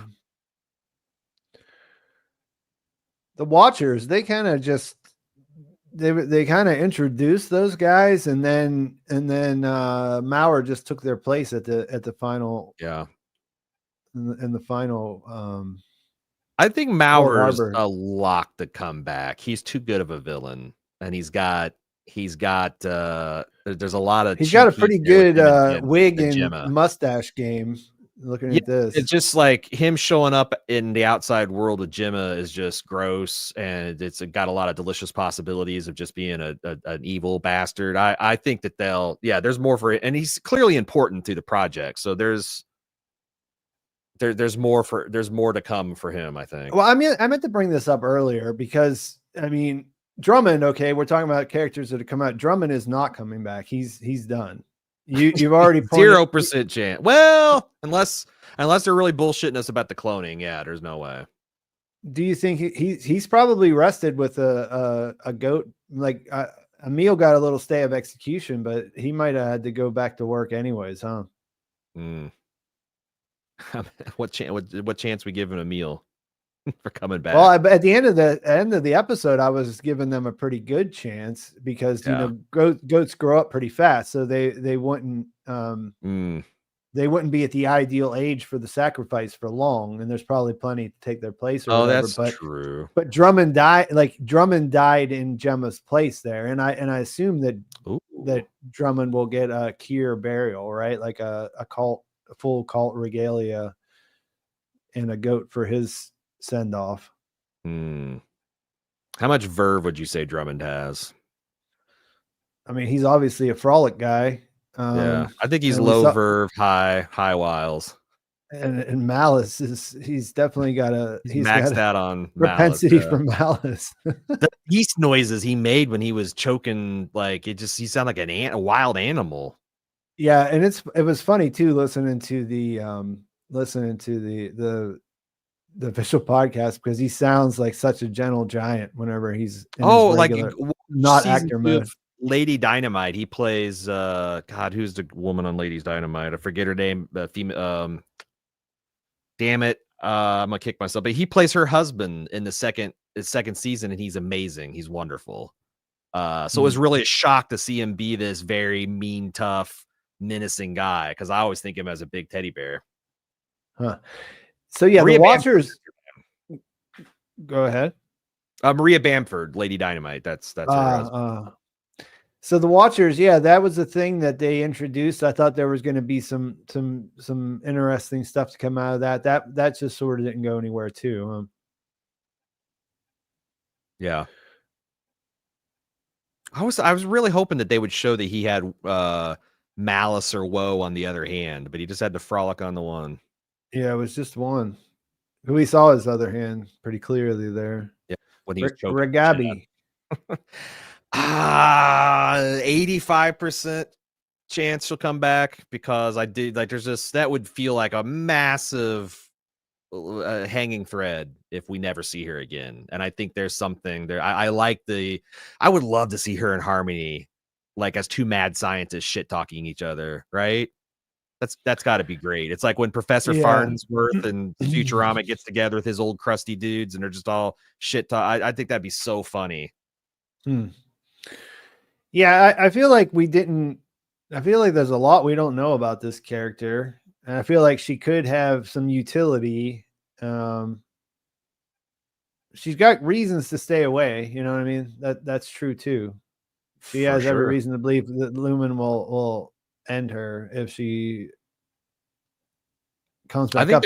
I think Grainer would have killed her if he had got his hands on her that night. Yeah, the thing about her, I think, is that one thing they have told us about her is regardless of why she's doing it, she is interested in the process of reintegration. Like if she's a scientist and she's a intellectual, like, you know, like that's going to be hard to get away from, like the opportunity to work on something like that. There's no other place in the world besides Mark's brain right now where she can actually do that. Right. I mean, theoretically, she could do any severed person, but yeah. But I mean, she would have to find them. She'd have to get them to. Every time you reveal yourself, it's a date. Yeah. Let's see. How about these guys?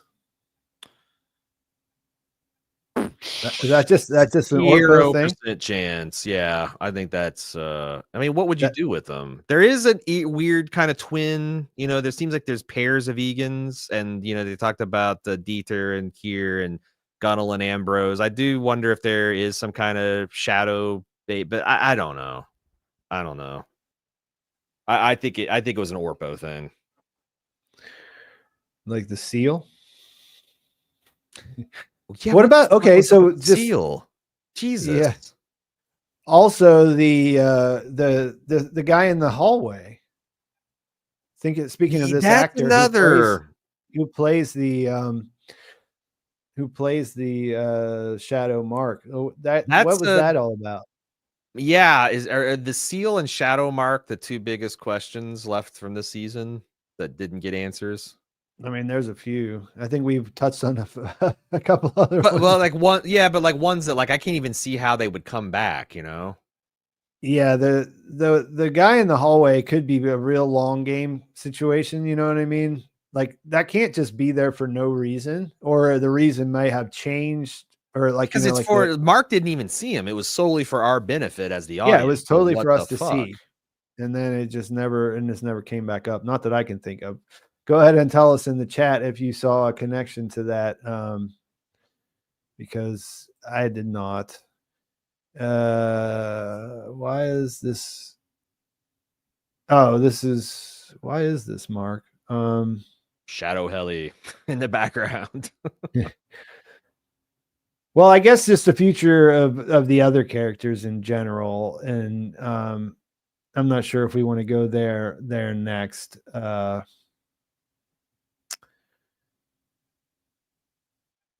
We kind of said that already, that who knows what's going to happen next, and it's not a bad thing. It's really not a bad thing. It's a No, good thing. this was exactly where we were last season. How in the hell can they continue this show the way it is? And by God, the first episode, they're right down there refining.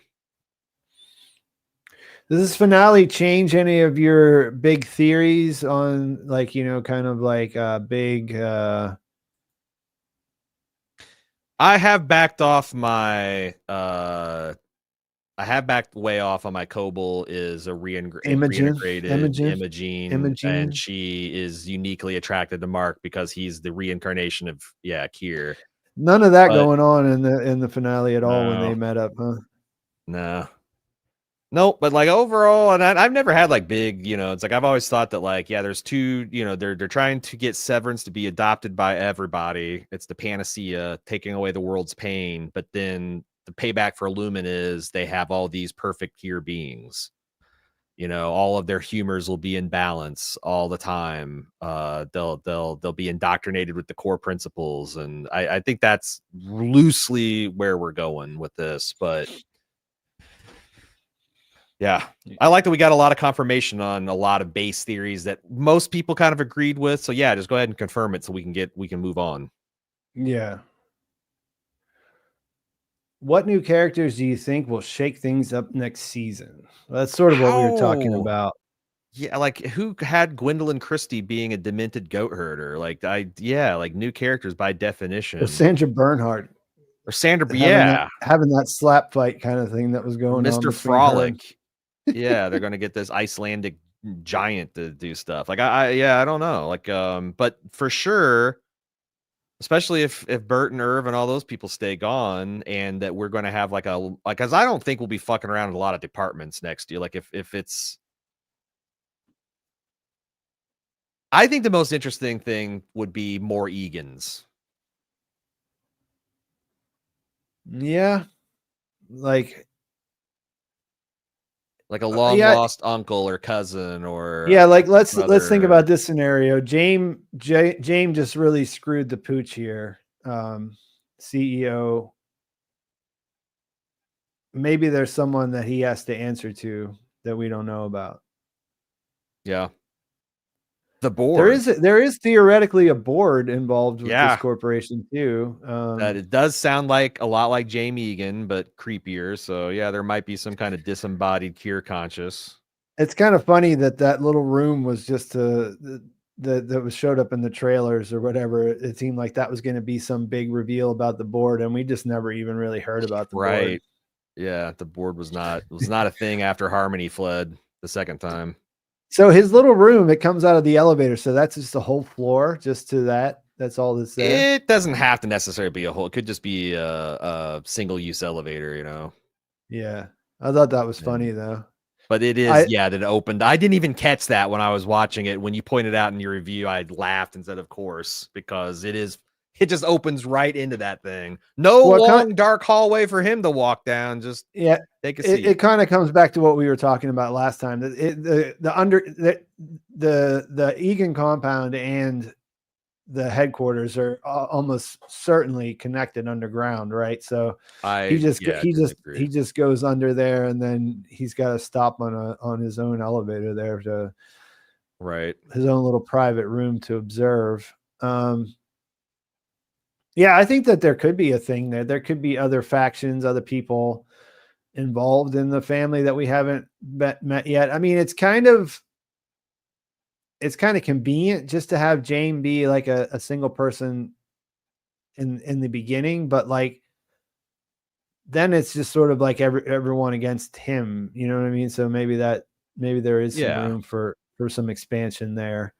And I'm not a big fan of all the crazy Rickon theories, but I do want to see the impact of his relationship with Devon, you know, now that like Lumen is unmistakable evil in her eyes. He cannot write books for him or for Lumen. Like, but how's that going to? Well, how like we feeling a heel about turn, and Natalie moves in on him, and you know he leaves Devon. And how are we feeling about Devon at the end of the season? I think Devon's amazing. She's the only None one of on the this stuff outside. that I mean, she was certainly on board with manipulating the Emmy to get Gemma back. Really? Like in what way? I think finale, it's just a because he said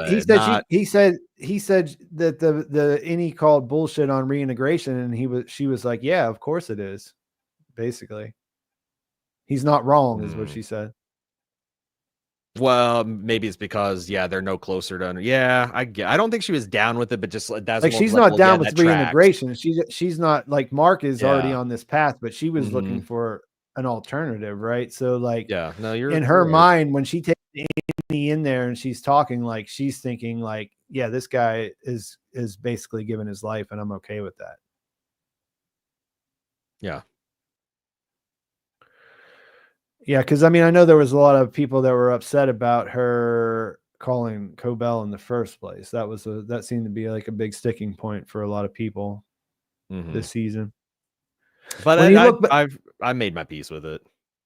Yeah, when you look back on the season now, I mean, because part of what sucks about a mystery box show when you're covering it week to week like we have is that, you know, like shit changes wildly in between, like what the collective unconscious is thinking about it, right? Like, remember after the Orpo, how there was just like a huge amount of people that were convinced that the whole thing was a simulation. Like all the videos you see, and I would see on my feed if I went in to look at something on my channel or whatever, would be like 100% guaranteed simulation, you know, like clickbaity stuff, I guess, but you know, stuff that people were definitely consuming and considering.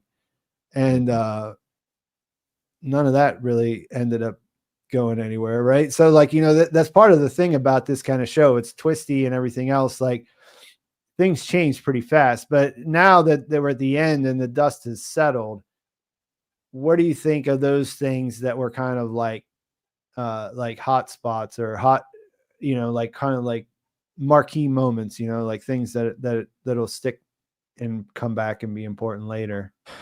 Because marquee moments is just being enjoyable. Things will be relevant. And you're talking about the finale. Things will be relevant in the future. Could be the whole season at this point, because you know now all the week to week trying to theorize what's going to happen next is over. I do think some of this religious soul discussion we had this season is going to come back. I think that was, you know, getting us prepped for some kind of storyline in the future. I don't know about other stuff that's actually going to. I guess I also would like to see Hampton. Like, you know, what happened to Hampton? Did he get rolled up by the Kier people up there? Or I didn't put his photo in the slideshow there, but I was wondering about his. What do you think are the big standout moments that are going to be important for next season? I think it's still going to, I think reintegration is still going to have to be something to reckon with, you know what I mean? Because I still do kind of want an ending that involves Mark and Outie Mark surviving. I think I think the cult stuff that we found out, like, because going into the season, I wasn't sure how devoted the higher ups were. I think that the higher ups are even more devoted than I would have thought. Oh yeah, it's not. They're And not, even though quote Jane unquote, might use that grifting. kind of cynically to his own benefit, you know what I mean? Like that's still stuff that I think will there's a lot to uncover in that area, and some of the things that we saw here I think kind of reinforced that. Didn't really change anything there for that. I feel like Milchek, I feel like we didn't really talk about him much. I feel like there's a lot of, they're laying a lot of groundwork for him. A Oh lot of, yeah, like, I he's got a like bunch of. He's he got a didn't bunch really of plot have he left. didn't really have much resolution at all in the finale here. He Hmm. like he gets sort of like punked by Kier. This whole season was the wool being pulled from off his eyes. Now, what he does with that information, but Right. he found a lot about himself and Lumen this season, I think. Yeah. Yeah, and it's exciting with him because both of those stories are satisfying. If he doesn't ever get away and he just Hmm. sort of, because that's what people do, Hmm. but then also, like, if he does, if he can break free from the indoctrination and everything else, then that's also awesome, because that's the kind of stuff we like to see happen in shows like this. Right. I can't think of any like inflection points beyond. I mean, the ether thing is kind of interesting. I mean, that wasn't my Mm. favorite episode necessarily, but that idea and sort of like the Kier's core philosophy, like Taking away pain. yeah, that's a big thing. Like, not that I didn't know that was something that they were doing with the severance procedure, but it just, making it explicit feels like it's important. You know what I mean? Right. No, I agree. Because I'm still like up in the air about like what the story about Kier is, and like especially because of how Harmony Cobell is connected to that. You know what I mean? Because Right.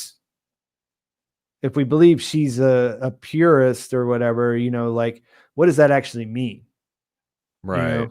And how much of that stuff is about Kier is real, and how much of that is just corporate propaganda that Yeah. it filters down. Is there a true form of Kier before it got adulterated? Did Kier write any of this shit down? Or Yeah, yeah, yeah. there's Like, all of that is super interesting to me. agreed.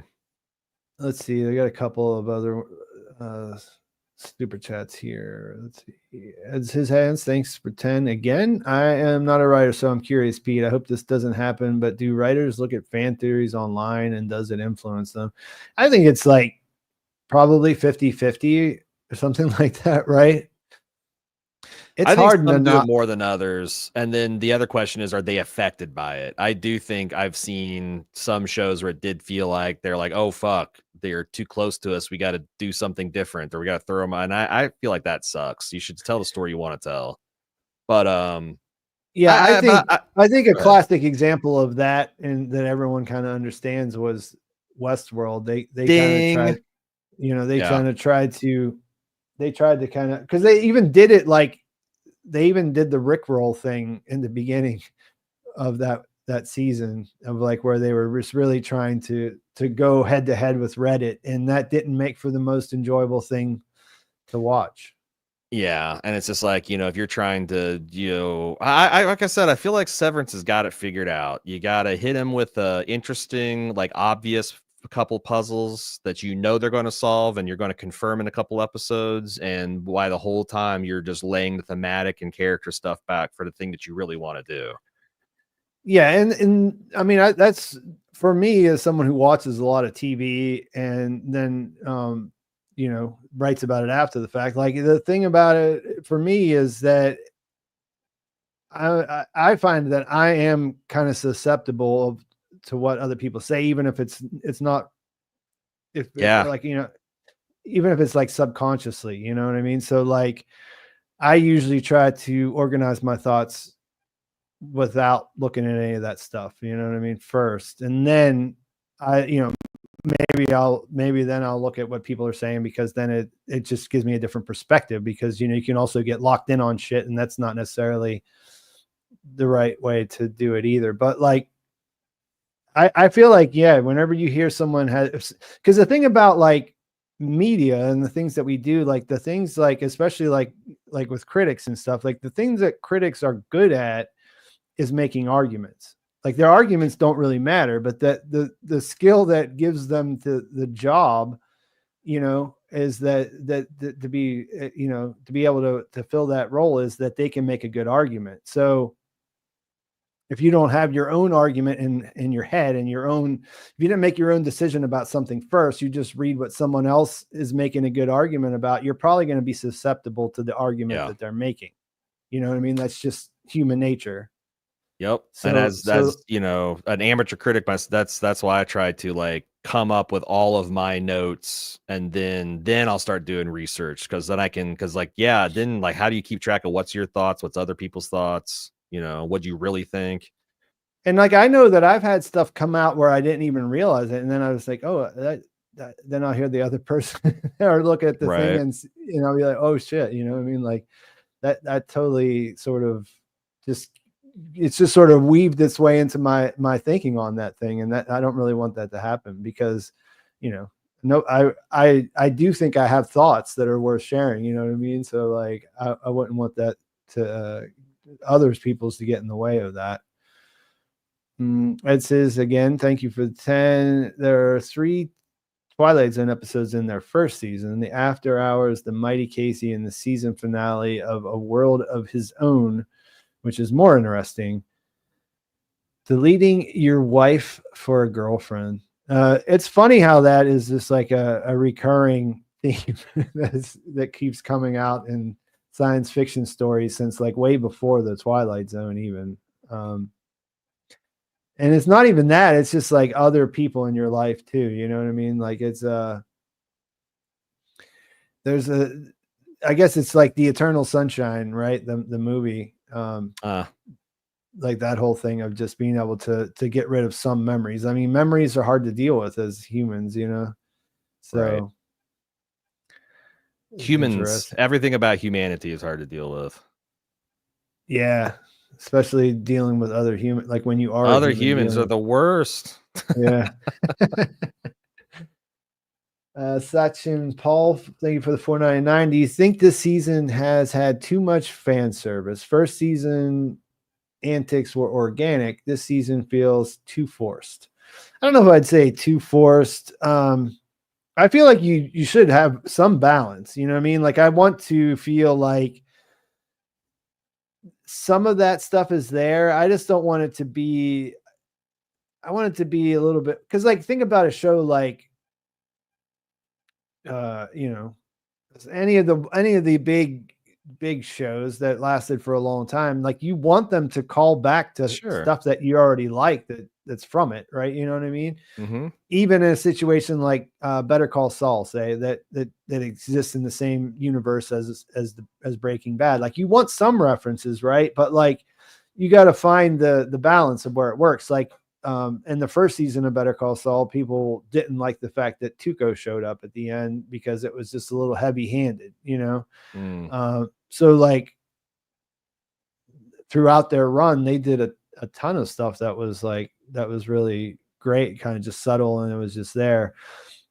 I felt like I said, and I mentioned it here and in my other video, I felt like some of the parts of this episode felt that way for me, but not in the sense of like, oh man, they ruined the whole thing for me. Like, I just feel like it's a slippery slope. I hope they don't go down that path and just sort of get too high on their own supply or whatever. I don't have a problem with Dinya, but I do recognize that you can have too much fan service. But and the thing about everything in season 1 being organic, it's like, was it, or was it just original? You'd never seen it. I was gonna say that's true. That's like, original. Like that's Defiant Jazz was not an organic, like that didn't naturally spring from the events of the episode. That was a definite what the fuck, but fun. That was supposed to be for everybody. Yeah. So yeah, but it's like, yeah, they have to. I mean, I just have full faith in this production outfit. I just think that they know way more about storytelling and the comedy rule of 3 and not putting a hat on a hat. They know more than we do, and I'm not going to expect them to fuck up going forward.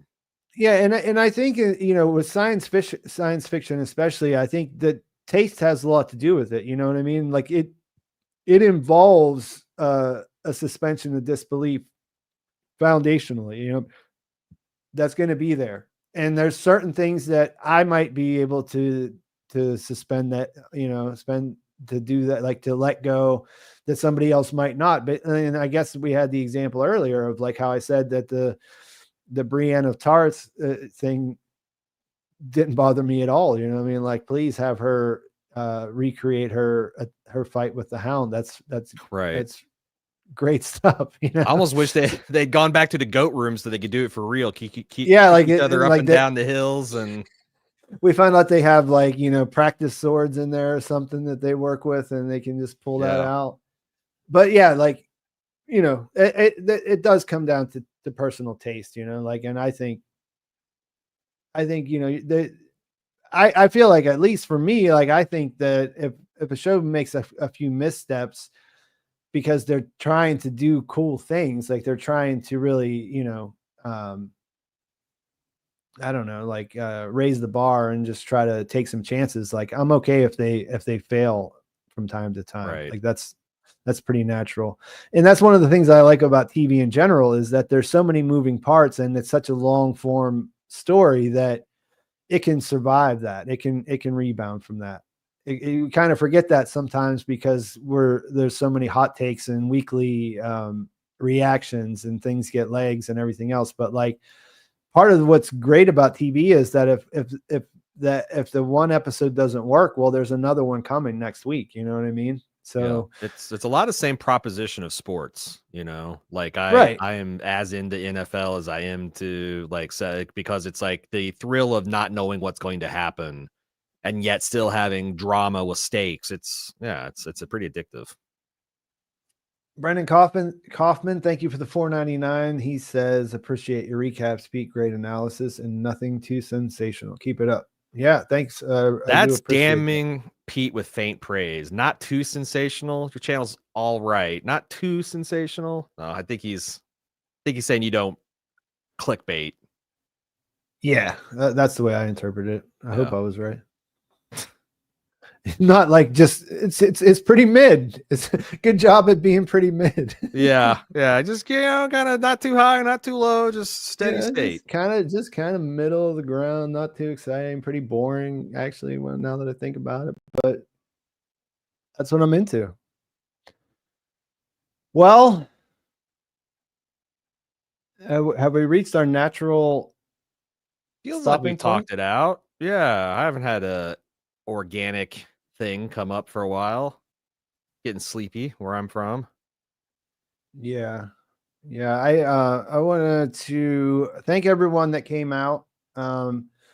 Make sure that you throw your season 3 questions in the comments of this video or my recap, like not this live chat thing, but like the actual comments in there, so that I'll see, because I see those a lot easier. I am going to try to do a season 3 questions video in the next couple of days, or at least this week sometime.